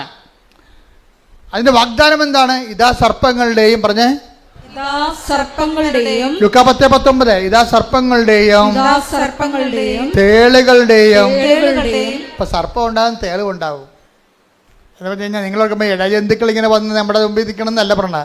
സർപ്പത്തിൻ്റെ സ്വഭാവം എന്താ? 2 സ്വഭാവമേ പാട്ടിക്കുള്ളു. പാട്ടിയുടെ ബിഹേവിയർ എന്താ? സർപ്പത്തിൻ്റെ ബിഹേവിയർ, മൂർഖൻ്റെ ബിഹേവിയർ എന്താ? 2 സ്വഭാവമേ ഉള്ളൂ. ഒന്ന് ഇര പിടിക്കുക, മറ്റത് ആൾക്കാരെ കൊത്തിക്കൊല്ലുക. 2 കാര്യങ്ങളല്ലേ പുള്ളിക്കുള്ളു. ഈ സ്വഭാവമുള്ള എന്തുമാത്രം ആൾക്കാരാണ് ഉള്ളത്. അതാണ് സർപ്പം എന്ന് പറയുന്നത്. ചില ആൾക്കാർ വാ വിളിക്കണത് എന്തിനാണ്? മറ്റുള്ള കുറ്റം പറയാൻ, അവരെ എടുത്തി താത്താൻ, അവരുടെ ചിത്രപഥം തരാൻ, അവരുടെ തേജോപഥം ചെയ്യാൻ. രണ്ടാമത്തേത് എന്താണ്? അവരുടെ വയറ്റിപ്പഴപ്പിന് വേണ്ടി. അതെന്നെ സർപ്പം എന്ന് പറയണത്. ഇതാ സർപ്പങ്ങളുടെയും തേളുകളുടെയും എന്ന് പറയുമ്പോൾ നിങ്ങൾക്ക് ചുറ്റും സർപ്പമാണെന്ന് നിങ്ങൾ ഓർത്തേക്കണം. നിങ്ങൾക്ക് ചുറ്റും സർപ്പമാണ്. പിന്നെ എന്താ? തേളിലും പണ്ട് ഒരു സന്യാസി ഉണ്ടായിരുന്നു. സന്യാസി കുളിക്കാൻ വേണ്ടി വന്നപ്പോൾ തേള് വെള്ളത്തിൽ കിടക്കണം. ആ ഉദക്ക് കലിച്ച് ഇറങ്ങി പുഴയെ കുളിക്കാൻ വേണ്ടി ഇറങ്ങിയപ്പോൾ ഉണ്ടൊരു പാവം പിടിച്ച തേള് അത് അവിടെ കിടന്ന് നീന്തി കിഴക്ക് ഇറങ്ങില്ല, ചത്തുപോകാനായി. അപ്പം സന്യാസിക്ക് ഒരു സങ്കടം തോന്നി. ആന ഒതുക്കുകയല്ലേ ഇരുന്നുകൊണ്ട് ആ തേള് പൊങ്ങിക്കിടക്കുകയല്ലേ വെള്ളത്തിൽ. അപ്പം അതിൻ്റെ കൂടി കൈ കൊണ്ടുവന്ന് തേളിനെ പൊക്കിയെടുക്കുക ഒറ്റ കുത്ത്. അപ്പോൾ സന്യാസി പറഞ്ഞു, എടാ ഞാൻ നിന്നെ രക്ഷിച്ചില്ല, നീ മരിക്കാൻ പോകുമ്പോൾ എന്നിട്ട് നീ എന്നെ കുത്തിയാന്ന് പറയുമ്പോൾ തേളിന് ഭയങ്കര സങ്കടം. എന്താ കാര്യം? ഞാൻ തേളല്ലേ എന്ന് കുത്താതിരിക്കാൻ പറ്റുക? ഏത് സന്യാസിയാണെന്ന് പറഞ്ഞാലും തേളിനെ കുത്താതിരിക്കാൻ പറ്റത്തില്ല. നമ്മൾ എത്ര നന്മ ചെയ്താലും ചില ആൾക്കാർ നമുക്കിട്ട് പണി തരും. അതിനാണ് തേളെന്ന് പറയണത്. അതാണ് ലൂക്കാ 10:19. എന്താണ്? ഇതാ സർപ്പങ്ങളുടെയും തേളിന്റെയും ശത്രുവിന്റെ സകല. അപ്പൊ ശത്രുവിന് സകല ശക്തികളുണ്ടേ. ഇപ്പൊ ഈ മനുഷ്യന് 20 കൊല്ലമായിട്ട് സർട്ടിഫിക്കറ്റ് തിരുത്താൻ നടക്കുകയാണ്. ഈ വില്ലേജ് ഓഫീസർ മാറി വരുന്ന വില്ലേജ് ഓഫീസറും അതുപോലെ തന്നെ രഹസ്യധാരം ആഡിയൊക്കെ പറഞ്ഞ എല്ലാ പേപ്പറും കൊണ്ടുവന്നിട്ടും ഒരു മനുഷ്യനും ഒപ്പിടത്തില്ല. തള്ളി തള്ളി തട്ടി തട്ടി ആ ജീവിതം ഒരു പരുവത്തിലാക്കി ഗതികിട്ട പ്രേതം പോലെ ഈ മനുഷ്യൻ ചെവി ചെമ്പരത്തിപ്പൂവും വെച്ച് നടക്കുകയാണ്, തെക്ക് വടക്ക് നടക്കുകയാണ്. അപ്പോഴാണ് അറിഞ്ഞത് ആലപ്പുഴത്തെ മാതാവ് സർട്ടിഫിക്കറ്റ് തിരുത്തണമുണ്ടെന്ന്. ആ മനുഷ്യൻ ഇവിടെ വന്ന് അമ്മയുടെ നിന്ന് ഉപ്പ് കൊണ്ടുപോയിക്കൊണ്ട് വില്ലേജ് ഓഫീസിൽ ഇട്ടേച്ച് വിശ്വാസപ്രമാണം ചൊല്ലി. അപ്പോൾ അയാൾ പറഞ്ഞു, ഞാൻ ഈ ഉപ്പിടുമ്പോൾ വിശ്വാസപ്രമാണം ചൊല്ലിക്കൊണ്ടിരിക്കുകയാണ്. എന്താണ്? യേശു കർത്താവാണ്. വില്ലേജ് ഓഫീസറല്ല കർത്താവ്, യേശുവാണ് കർത്താവ്. അതാണ്, യേശു കർത്താവാണ്.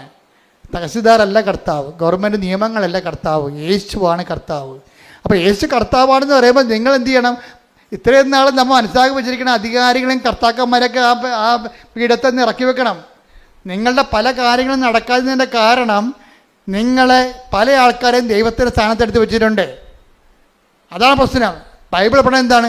ദൈവത്തിൻ്റെ സ്ഥാനത്ത് പീഠത്തെ കയറ്റി വെച്ചിരിക്കുന്ന അണ്ണന്മാരെല്ലാം താഴെ ഇറക്കണം. എന്താണ്? ഒരാൾ മാത്രമാണ് നിങ്ങളുടെ മരിച്ചിട്ട് ഉയർത്തെന്നേറ്റത്, ഒരാൾ മാത്രമാണ് നിങ്ങളുടെ ഭാരങ്ങളും പാപങ്ങളും ഏറ്റെടുത്തത്.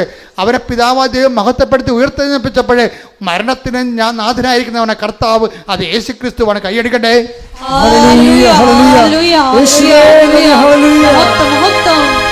പരമ ദിവ്യകാരുണ്യത്തിന് ഉടമ്പടിയിലൂടെ ഉടമ്പടി വിശ്വാസ പ്രയോഗ വസ്തുക്കള്, നമ്മൾ നേർച്ച വസ്തുക്കളെന്ന് പറഞ്ഞ വസ്തുക്കളെങ്കിൽ തന്നു വിടുമ്പോൾ അതിൻ്റെ ആക്ടിവേഷൻ പ്രിൻസിപ്പിൾ എന്താണ്? വിശ്വാസ പ്രമാണമാണത്. ജോജി അത് കൃത്യമായിട്ട് ചെല്ലുന്നുണ്ട്. അപ്പം നമ്മൾ ചുണ്ടേ കൊണ്ട് എന്ത് ചെല്ലിയാലും അതിൻ്റെ വേര് ചങ്കിലുണ്ടാകണം. നമ്മളൊരു സാധനം ആക്ടിവേറ്റ് ചെയ്യുമ്പോൾ സ്വാഭാവികമായിട്ടും നമ്മുടെ ഉള്ളിൽ കുറിക്കണം ഞാൻ എന്താണ് പറയണതെന്ന്. അതുകൊണ്ടാണ് ഈശോ പറഞ്ഞത്, യേശു കർത്താവാണെന്ന് നിങ്ങൾ അത്തരം കൊണ്ട് ഏറ്റു പറയുമ്പോൾ ആ അക്ഷരം കൊണ്ട് ഏറ്റു പറയുന്നത് ആക്ടിവേറ്റ് ചെയ്യണമെന്നുണ്ടെങ്കിൽ ദൈവം മരിച്ചൊന്ന് ഉയർപ്പിച്ചെന്ന് നിങ്ങളുടെ ഹൃദയത്തിൽ വിശ്വസിക്കണം. പ്രാർത്ഥിക്കുക, കർത്താവായ ദൈവമേ, നീയാണ് കർത്താവെന്ന്. ജീവിത രംഗങ്ങളിലെ ഞങ്ങൾ ഏറ്റുപറയുന്ന ഓരോ ശ്വാസത്തിലും എന്റെ കർത്താവേ, എന്റെ ചങ്കില് ഞാൻ വിശ്വസിക്കുന്ന നിന്നെ പിതാവായ ദൈവം ഉയർപ്പിച്ചു വന്ന് ഞാൻ നിന്റെ വിശ്വാസത്തിലെ ഉയർപ്പിന്റെ സാക്ഷിയായി ജീവിക്കുവാൻ സഹായിക്കണമേ.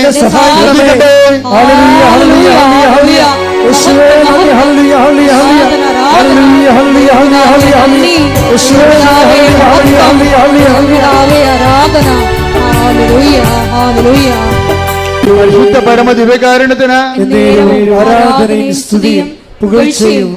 അപ്പൊ വിശ്വാസത്തിൽ ഇതുപോലെ വസ്തുക്കൾ പ്രയോഗിക്കുമ്പോൾ അണമുറിയാതെ ചെല്ലേണ്ട കാര്യം എന്താണ്? വിശ്വാസ പ്രമാണം. വിശ്വാസ പ്രമാണം ചെല്ലുമ്പോൾ നിങ്ങൾക്ക് എന്തൊക്കെ വേണം? 3 കാര്യങ്ങൾ വേണം. വിശ്വാസം വേണം, ദൈവസ്നേഹം വേണം, പ്രത്യാശ വേണം. ദൈവിക പുണ്യങ്ങൾ 3. അപ്പോൾ വിശ്വാസ പ്രമാണം ചെല്ലുമ്പോൾ പട്ടിക പോലെ നമുക്കിങ്ങനെ യാന്ത്രികമായിട്ട് ചെല്ലാൻ പറ്റും. അപ്പോൾ അത് ആക്ടിവേറ്റ് ചെയ്യത്തില്ല. വിശ്വാസ പ്രമാണം ചെല്ലുമ്പോൾ ഞങ്ങളൊക്കെ ചെല്ലണം. ഒരു വിശ്വാസ പ്രമാണം ചെല്ലിയാൽ ആ വിശ്വാസ പ്രമാണത്തെ സ്ഫോടകാത്മകമാക്കാൻ വേണ്ടിയുള്ള അതിൻ്റെ TMD ഉണ്ട്. അതെന്താണ്? ആ TMD എന്ന് പറയുന്നത് സ്ഫോടക വസ്തു എന്താണ്?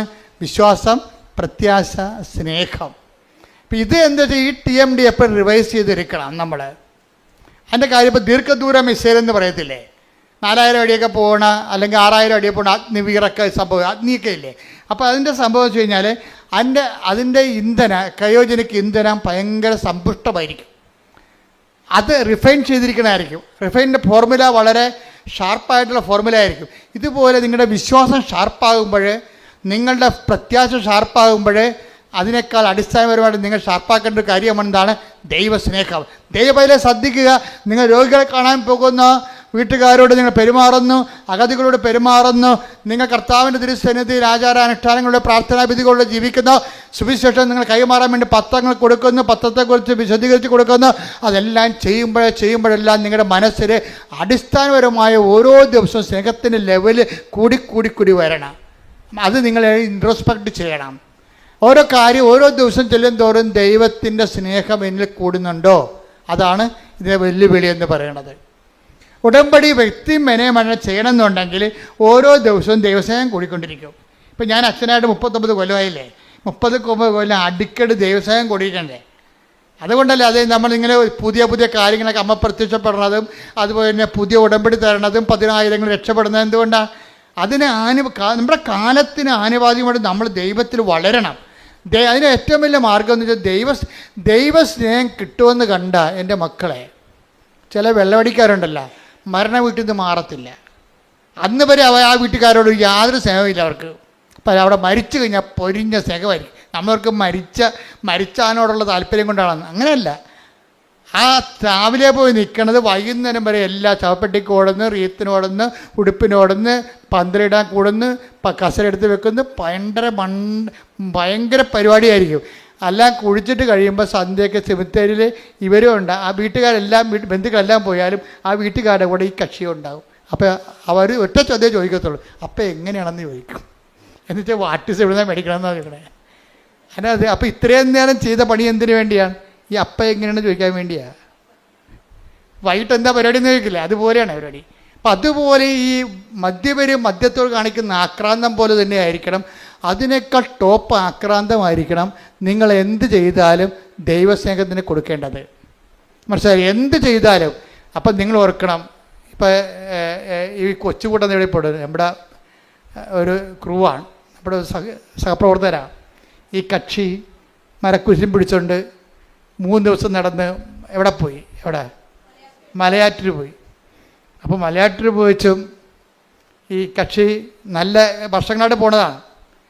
അപ്പോൾ ഇന്നലെ എന്നോട് പറയുമായിരുന്നു, അച്ഛാ ഞങ്ങളുടെ കയ്യിൽ ഒരു വാച്ചുണ്ട്.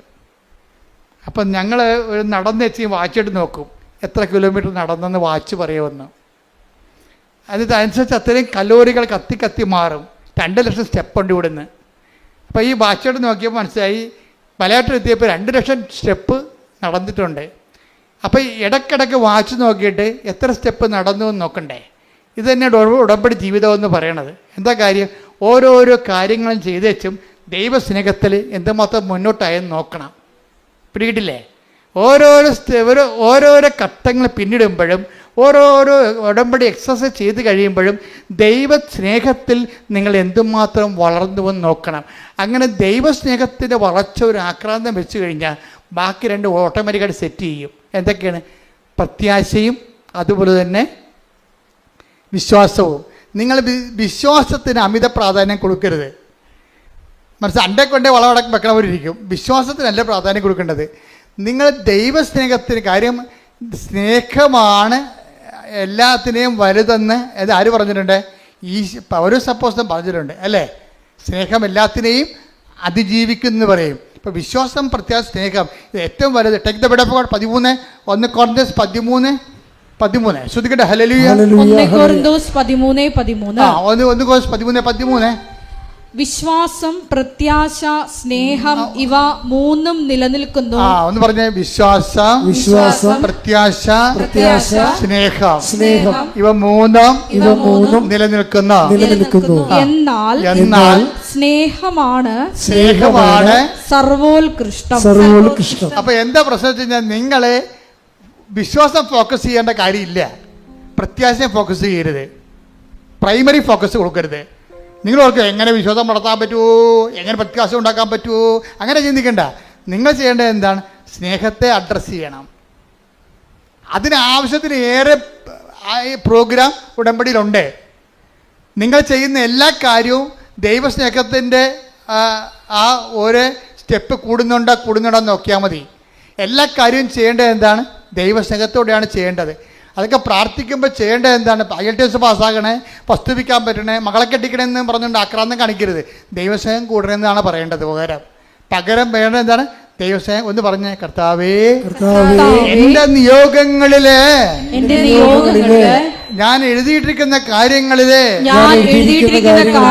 നടക്കുന്ന പുരോഗതിയേക്കാൾ എന്റെ ജീവിതത്തില് ദൈവസ്നേഹത്തിന് പുരോഗതി ഉണ്ടാകാൻ ഓരോ ദിവസവും ഞാൻ ചെയ്യുന്ന പ്രവർത്തനങ്ങളെ എന്നെ അഭിഷേകം ചെയ്യണമേ.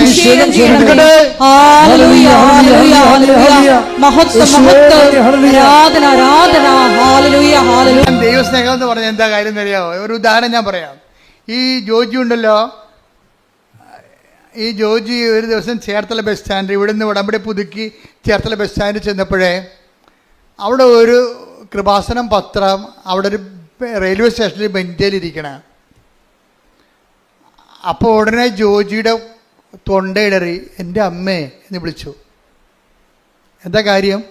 അത് ഒരു കൃപാസനം പത്രം അനാഥമായിട്ട് അവിടെ ഇരിക്കുമ്പോൾ അദ്ദേഹം അത് എടുത്തിട്ട് കൊണ്ടുപോയി അത് അർഹമായ കരങ്ങളിൽ കൊടുത്തിട്ട് അമ്മയെക്കുറിച്ച് സംസാരിച്ച് അയാളെ കൊണ്ട് ആ ഉടമ്പടി എടുപ്പിക്കാൻ പറ്റുന്ന പരുവത്തിലാക്കിയിട്ടാണ് ചർച്ചയിൽ നിന്ന് പോയിരിക്കണത്. അത് പറയുമ്പോൾ ഈ മനുഷ്യൻ നിന്ന് കരയണിവിടെ. അതാണ് ദൈവസ്നേഹം എന്ന് പറയണത്. നിങ്ങൾ സാക്ഷ്യം കേട്ടാൽ മനസ്സിലാകും. ഈ പത്രം അനാഥമായി കിടക്കണ കണ്ടപ്പോൾ കരഞ്ഞു പോയൊരു മനുഷ്യനാണ്. ഞാൻ ചോദിച്ചു, ഇതെല്ലാം ചെയ്യണത് ദൈവസ്നേഹത്തോടെയാണ്. അല്ല ആക്കാനും വേണ്ടി ഒക്കാനിക്കണ പോലെ കുമ്പസാരക്കൂടിൻ്റെ അടിക്കൊണ്ട് തട്ടിവെച്ച് ഓടിക്കളഞ്ഞ പാർട്ടിയല്ല ഇത്. അങ്ങനെയുള്ള കണ്ടാമൃഗങ്ങൾ ഉടമ്പടി എടുത്തിട്ടുണ്ട്. ഇത് കൊടുക്കുമ്പോൾ ഒരു മിനിമം ദൈവസ്നേഹം നമ്മൾ തന്നെ ഗ്യാരണ്ടി ചെയ്യണം. ഇതെല്ലാം ചെയ്യണ കാര്യങ്ങളാണ്. എന്താണ്? കർത്താവെ, ഇത് വായിക്കുമ്പോൾ അങ്ങേ അറിയാത്തത് അറിയുവാനും കഠിന മാനസ്ഥരുള്ളവർ മനസാന്തരപ്പെട്ടുകൊണ്ട് കർത്താവിനെ സ്വീകരിക്കാനും അവരുടെ ജീവിതത്തിൽ വിശുദ്ധിയും ദൈവസ്നേഹവും പുലരുവാനും അവർ സുവിശേഷ സാക്ഷിയാകുവാനും അങ്ങനെ ദൈവത്തെക്കുറിച്ച് ചിന്തിച്ചാണ് ഓരോ ശുശ്രൂഷയും നമ്മൾ ഉടമ്പടി ചെയ്യുമ്പോഴാണ് നമ്മൾ എംപവർ എംപവർ എന്താണ്? ഈ മനുഷ്യൻ അതുകൊണ്ടാണ് അയാളെ ഉപ്പ് വിദ്യാഭ്യാസം ഇട്ട് വെച്ചും നേരെ ചെന്ന് സാറിനോട് പറയണം, സാറേ എൻ്റെ സർട്ടിഫിക്കറ്റിൽ എൻ്റെ പേരിന് പകരം വേറെ പേരാണ് കിടക്കണത്, അതുപോലെ തന്നെ എൻ്റെ വീട്ടുപേരിനും തെറ്റുണ്ട്, ഞാൻ ഗതി പിടിച്ചിട്ടില്ല എന്ന് പറയും. നിങ്ങൾ ഇന്ന പേപ്പർ കൊണ്ടുവന്നിട്ടുണ്ടോ? ഉണ്ട് സാറേ എന്ന് പറയും. അതായത് ഒറ്റ ദിവസത്തിനുള്ള ആ സബ്ജക്റ്റ് തിരുത്തി കൊടുക്കും. 20 കൊല്ലം ജോജി പറഞ്ഞ 15 ദിവസം എടുത്തോളെന്നാ പറഞ്ഞത്. 15 ദിവസം എടുത്തോളെന്നാ പറഞ്ഞത്. അതെല്ലാം വാങ്ങിക്കാനൊക്കെ ഒറ്റ ദിവസം എടുത്തു. പക്ഷെ 15 ദിവസത്തിനുള്ളിൽ അയാൾ ചെയ്തിട്ട് 20 കൊല്ലം നടക്കാഞ്ഞ കാര്യമാണ് 15 ദിവസത്തിനുള്ളിൽ നടന്ന് കൈ കിട്ടണത്. അതായത് നമ്മൾക്ക് എംപവറായി കഴിഞ്ഞാലേ നമ്മളിപ്പോൾ ദൈവത്തിന് തോന്നണം നമ്മൾ ദൈവത്തിൻ്റെ പുള്ളിയാണ്. അല്ല, നിങ്ങളുടെ വയറ്റിപ്പഴപ്പിന് വേണ്ടി ഇങ്ങനെ അലഞ്ഞു കെട്ടി ആലപ്പുഴ നടക്കണപ്പോൾ തോന്നരുത്. അത് വയറ്റിപ്പഴപ്പിന് വേണ്ടിയേ അലഞ്ഞു കെട്ടി ആലപ്പുഴ നടക്കണം ദൈവത്തിന് തോന്നരുത്. ദൈവത്തിന് വേണ്ടി നമ്മൾ അരമുറുക്കി ഇറങ്ങിയിരിക്കണം ദൈവത്തിന് തോന്നിയാൽ പടപടാന്ന് നടക്കും ഈ സംഭവം. അതെന്താണ്? അത് അവസാനം വരെ നിൽക്കും. നീ കയറി ചെല്ലുന്ന ഇടങ്ങളിലെ കർത്താവ് എന്താ പറഞ്ഞത്? ഇതാ സർപ്പങ്ങളുടെയും തേളുകളുടെയും ശത്രുവിൻ്റെ സകല ശക്തികളുടെ മേൽ ചവിട്ടി നടക്കാൻ ഞാൻ നിനക്ക് അധികാരം നൽകുന്നു. അപ്പം നിനക്ക് വിശ്വാസം മൂക്കുന്നതനുസരിച്ച് ദൈവസ്നേഹം വർദ്ധിക്കുന്നതനുസരിച്ചുകൊണ്ട് നിനക്ക് ദൈവത്തിൻ്റെ അധികാരമാണ് വർദ്ധിക്കുന്നത്. കൈയടിക്കട്ടെ.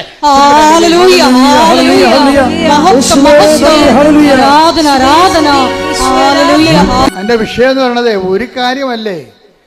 അതായത് അടുത്ത കാര്യം ഇദ്ദേഹം പറയണത്, അദ്ദേഹത്തിൻ്റെ മകൾക്കൊരു പ്രശ്നമുണ്ട്. 14 വയസ്സുണ്ട്. അവൾക്ക് 2 വയസ്സ് തൊട്ട് തുടങ്ങിയ പരിപാടിയാണ്. ഭക്ഷണം കഴിക്കുമ്പോൾ ശ്വാസം അടച്ചു പോകും.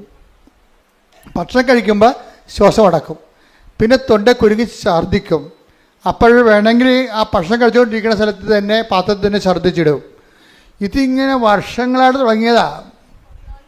14 വയസ്സുണ്ട് ഇപ്പം. അപ്പം ഇത്രയും നടന്ന് ഇതിന് മാറ്റം പല മരുന്നുകൾ കഴിച്ചിട്ട് മാറ്റമില്ല. അവസാനം എന്താ ചെയ്യണം? ഈ ഉടമ്പടി തൈലം ഉപ്പും കൂടി ചേർത്ത് കൊടുക്കും. ആ പറയണ ഇപ്പം 3 കൊല്ലമായി കൊച്ചു ഛർദ്ദിച്ചിട്ടില്ല.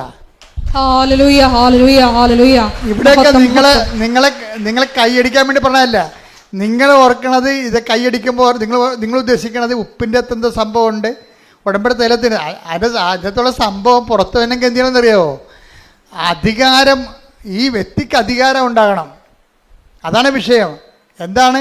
ഈ വ്യക്തിക്ക് ദൈവത്തിന് വേണ്ടി ജീവിച്ചു, ദൈവത്തിൻ്റെ വചനത്തിന് വേണ്ടി ജീവിച്ചു, സുവിശേഷത്തിൻ്റെ സാക്ഷിയായി ജീവിക്കുമ്പോൾ അവരെ ആക്ടിവേറ്റ് ചെയ്യുമ്പോൾ ദൈവത്തിൻ്റെ പവർ അടിക്കണം. അവിടെ അടിക്കും. എന്താ കാര്യം? അതുകൊണ്ട് നിഷ്കളങ്കമായിട്ട് നിങ്ങൾ ഡിസ്പോസിബിൾ ഉടമ്പടി എടുക്കരുത്. നിങ്ങളൊക്കെ നിങ്ങളുടെ IELTS പാസ്സായി ഇനി വീട്ടിൽ കുത്തിയിരിക്കാമെന്ന് പറഞ്ഞുകൊണ്ട് അതാണ് ഡിസ്പോസിബിൾ ഉടമ്പടി. വസ്തുവിറ്റ് ഇനി എന്താ പ്രശ്നം? തീർന്നു. ഇനി എന്താ പ്രശ്നമെന്ന്? ഇനിയാണ് പ്രശ്നം മൊത്തം ഉള്ളത്. ദൈവത്തിൽ നിന്ന് വല്ലതും വാങ്ങിച്ച് പോയിട്ടാ. പിന്നെ ഇപ്പോൾ ഓർക്കേണ്ട എന്താണ്? ദൈവത്തിൻ്റെ ചൈതന്യത്തിന് നിങ്ങൾ മറുപടി പറഞ്ഞുകൊണ്ടിരിക്കണം. അല്ലെങ്കിൽ നിങ്ങൾ കാര്യം കാണാൻ വേണ്ടി കർത്താവിനെ ദുർവിനിയോഗിച്ച പോലെ ഇരിക്കും. അപ്പം അതുകൊണ്ട് എപ്പോഴും ശ്രദ്ധിക്കേണ്ട കാര്യം വെച്ച് കഴിഞ്ഞാൽ ഉടമ്പടിയിലൂടെ ദൈവാധികാരം പ്രാപിക്കാനാണ് നോക്കേണ്ടത്. അതിനുള്ള സാധ്യതയാണ് നിങ്ങൾ പ്രയോജനപ്പെടുത്തേണ്ടത്. അയാളുടെ ഇൻക്രിമെൻ്റ് കൂടുന്നില്ലായിരുന്നു അയാളുടെ കമ്പനിയിൽ. വേറെ കമ്പനി ജോലി കിട്ടി. 2 കൊല്ലമായിട്ട് കൂടുന്നില്ല. അയാൾ ഒറ്റ പ്രാവശ്യം പറഞ്ഞുള്ളൂ. ആ ഒറ്റ പ്രാവശ്യം എന്ത്? ആ ഇൻക്രിമെൻ്റ് ഡബിളാക്കി കൊടുത്തു. എല്ലാവർക്കും കൊടുക്കുന്നതൊക്കെ ഇയാളെ സീനിയേഴ്സിനേക്കാൾ ഇരട്ടി ഇൻക്രിമെൻ്റ് കൂട്ടിക്കൊടുത്തു. ഇവൻ കൈവെക്കണ സ്ഥലത്തെല്ലാം മാതാവ് ഒപ്പിടും. അതാണ് പ്രശ്നം.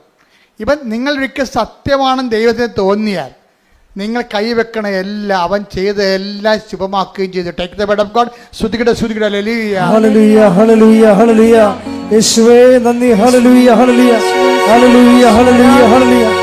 യേശുവേ ആരാധന ആരാധന ആരാധന ആരാധന. യേശുവേ മഹത്വം. ഹല്ലേലൂയ ഹല്ലേലൂയ. ഉൽപ്പത്തി 39:23.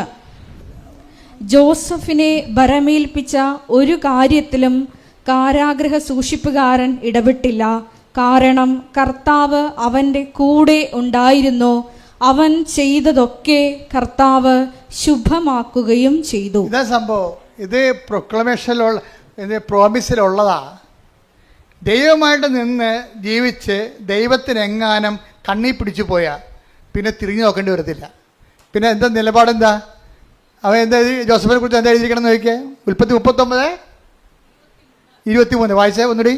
ജോസഫിനെ ഭരമേൽപ്പിച്ച ഒരു കാര്യത്തിലാ കാരാഗൃഹ സൂക്ഷിപ്പുകാരൻ ഇടപെട്ടില്ല.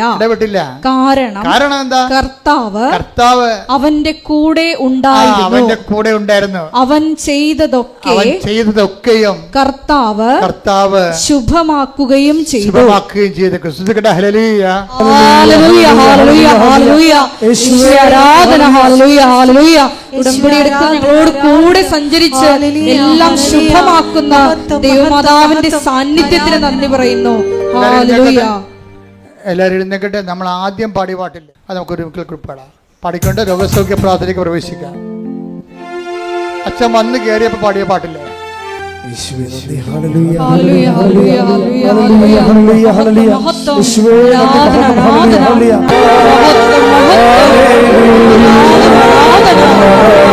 ഹല്ലേലൂയ. യേശുവേ ആരാധന.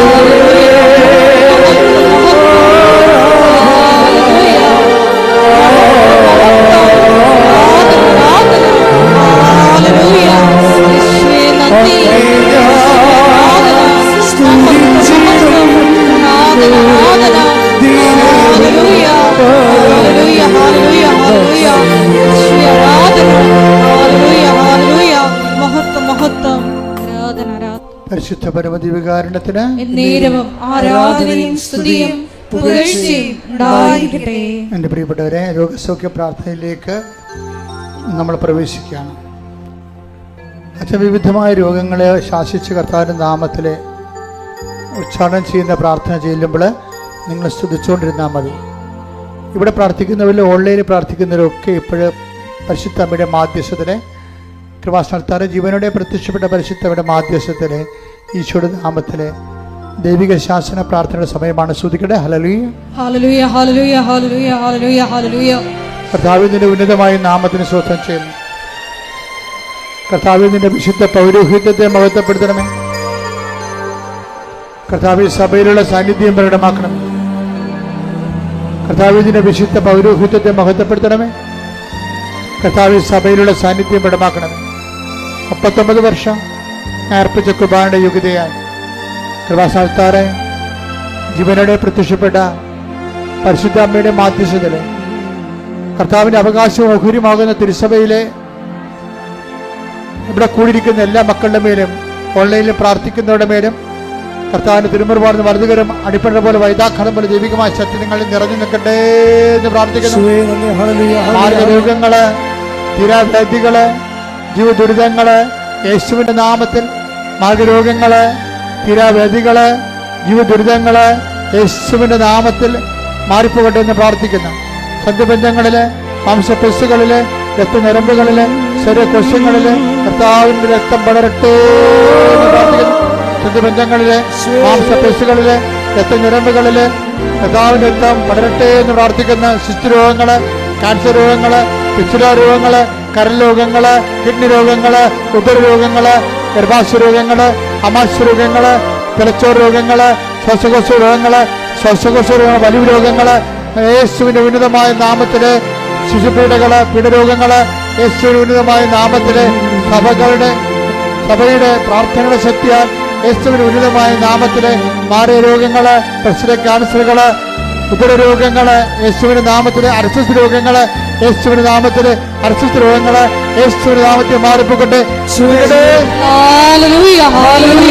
പരമ ദിവ്യകാരണത്തിന് നേരവും ആരാധനയും സ്തുതിയും പുകഴ്ചയും ഉണ്ടായിരിക്കട്ടെ. മക്കളെ, പരീക്ഷ എഴുതുന്ന കുഞ്ഞുങ്ങള്, പരീക്ഷ റിസൾട്ട് പ്രതീക്ഷിക്കുന്ന കുഞ്ഞുങ്ങള്, അവർക്ക് ഉപരി വിദ്യാഭ്യാസത്തിന് ആവശ്യമായ റിസൾട്ടുകൾ ലഭിക്കുന്നതിന് വേണ്ടി ദൈവത്തിന്റെ കരുണയ്ക്ക് വേണ്ടി പ്രാർത്ഥിക്കുന്ന, അതുപോലെ തന്നെ വസ്തു വിൽക്കാൻ ആഗ്രഹിക്കുന്നവർ, വിറ്റുമാറാത്തവർ, അതിൻ്റെ പേരിൽ കടങ്ങൾ പരിഹരിക്കാൻ പറ്റാത്തവർ, ജപ്തി നടപടികൾ നേരിടുന്നവർ, ജോലിക്ക് ഇൻ്റർവ്യൂ ടെസ്റ്റിനൊക്കെ പോകുന്നവരെ, അതിന് റിസൾട്ട് പ്രതീക്ഷിക്കുന്നവർ ഒക്കെ ഇപ്പോൾ സമർപ്പിച്ച് പ്രാർത്ഥിക്കുന്ന സമയമാണ്. വൈവാഹിക ജീവിതത്തിൻ്റെ തടസ്സങ്ങൾ വർഷങ്ങളായിട്ടും വിവാഹം ഒത്തുവരാത്തവർ, വിവാഹത്തിന് പിരിഞ്ഞുപോയ ദമ്പതികൾ ഒരുമിച്ച് താമസിക്കാൻ ആഗ്രഹിക്കുന്നവർക്ക് കർത്താവിൻ്റെ കൃപ ലഭിക്കുന്നതിനെ പ്രാർത്ഥിക്കുന്ന, മക്കളില്ലാത്തവർ, അതുപോലെ വീടില്ലാത്തവർ, വഴിയില്ലാത്തവർ, പലതരത്തിലുള്ള വിഷമത അനുഭവിക്കുന്ന, സാങ്കേതികവും നിയമപരമായ കുരുക്കിൽ അകപ്പെട്ടിരിക്കുന്നവർ, കർത്താവിൻ്റെ കൃപയിൽ അതെല്ലാം വിട്ടുമാറുന്നതിന് വേണ്ടി പ്രാർത്ഥിക്കുന്നു. അന്യരാജ്യങ്ങളിൽ, വിദേശ രാജ്യങ്ങളിൽ വിസ പ്രോസസ്സിംഗ് നടക്കുന്നവരെ, വിസ വീണ്ടും പുതുക്കി കിട്ടാത്തവർ, അതുപോലെ തന്നെ പലതരത്തിലുള്ള ജീവിത പ്രശ്നങ്ങൾ അനുഭവിക്കുന്നവർ, തൊഴിൽ പ്രശ്നം അനുഭവിക്കുന്നവർ, അവിടെ മേലെല്ലാം ദൈവത്തിൻ്റെ ശക്തി ആവശ്യിക്കുന്നതിന് വേണ്ടി പ്രാർത്ഥിക്കുന്ന, പഠിക്കുന്ന കുഞ്ഞുങ്ങൾ, കൊച്ചുമക്കൾ, ഗർഭിണിയുടെ രോഗങ്ങൾ, അതുപോലെ ആശുപത്രിയിൽ ആയിരിക്കുന്ന മക്കൾ, അവിടെ മേലെല്ലാം കർത്താവിന്റെ കണ്ണയ്ക്ക് വേണ്ടി ഇടിമുഴക്കം പോലെ സ്തുതിക്കട്ടെ. ഉന്നതമായ നാമത്തിന് സ്തോത്രം ചെയ്യുന്ന കർത്താവ്, നിന്റെ വിശുദ്ധ പൗരോഹിത്യത്തെ മഹത്വപ്പെടുത്തണമേ. കർത്താവ്, സഭയിലുള്ള സാന്നിധ്യം ദൃഢമാക്കണമേ. 39 വർഷം അർപ്പിച്ച കുമാരയോഗ്യതയായി ജോലിയില്ലാത്തവര്, വീടില്ലാത്തവർ, വെളിച്ചമില്ലാത്തവർ, വഴിയില്ലാത്തവർ, കർത്താവ് എല്ലാ തരത്തിലുള്ള തടസ്സങ്ങൾക്ക്, ജപ്തി നടപടികളെ, സാമ്പത്തിക കടങ്ങളാൽ കുട്ടികൾ വരുമാന മാർഗമില്ലാത്തവർ, ജീവിതമാർഗം മുട്ടിപ്പോയവർ, കർത്താവ് സാമ്പത്തിക കടങ്ങൾ അവകാശിക്കുന്ന കടക്കാർ, കടം കൊടുത്തുവിട്ടായില്ലാതെ കർത്താവ് നാടുവിട്ടു പോയാലെന്ന് ചിന്തിക്കുന്നവർ, ഇങ്ങനെ വ്യത്യസ്തങ്ങളായ ജീവിത രീതികളിൽ ബാങ്ക് ജപ്തികളും നടപടികളുണ്ടായി സാമ്പത്തിക നടപടി നേരിടുന്നവരെ, പോലീസ് നടപടി നേരിടുന്നവരെ, കോടതി നടപടി നേരിടുന്നവരെ, യേശു ക്രിസ്തുവിന്റെ ഉന്നതമായ നാമത്തില് മാർഗ തടസ്സങ്ങള് യേശുവിന്റെ നാമത്തിൽ മാറിപ്പോകട്ടെ. മഹത്വം, ആരാധന.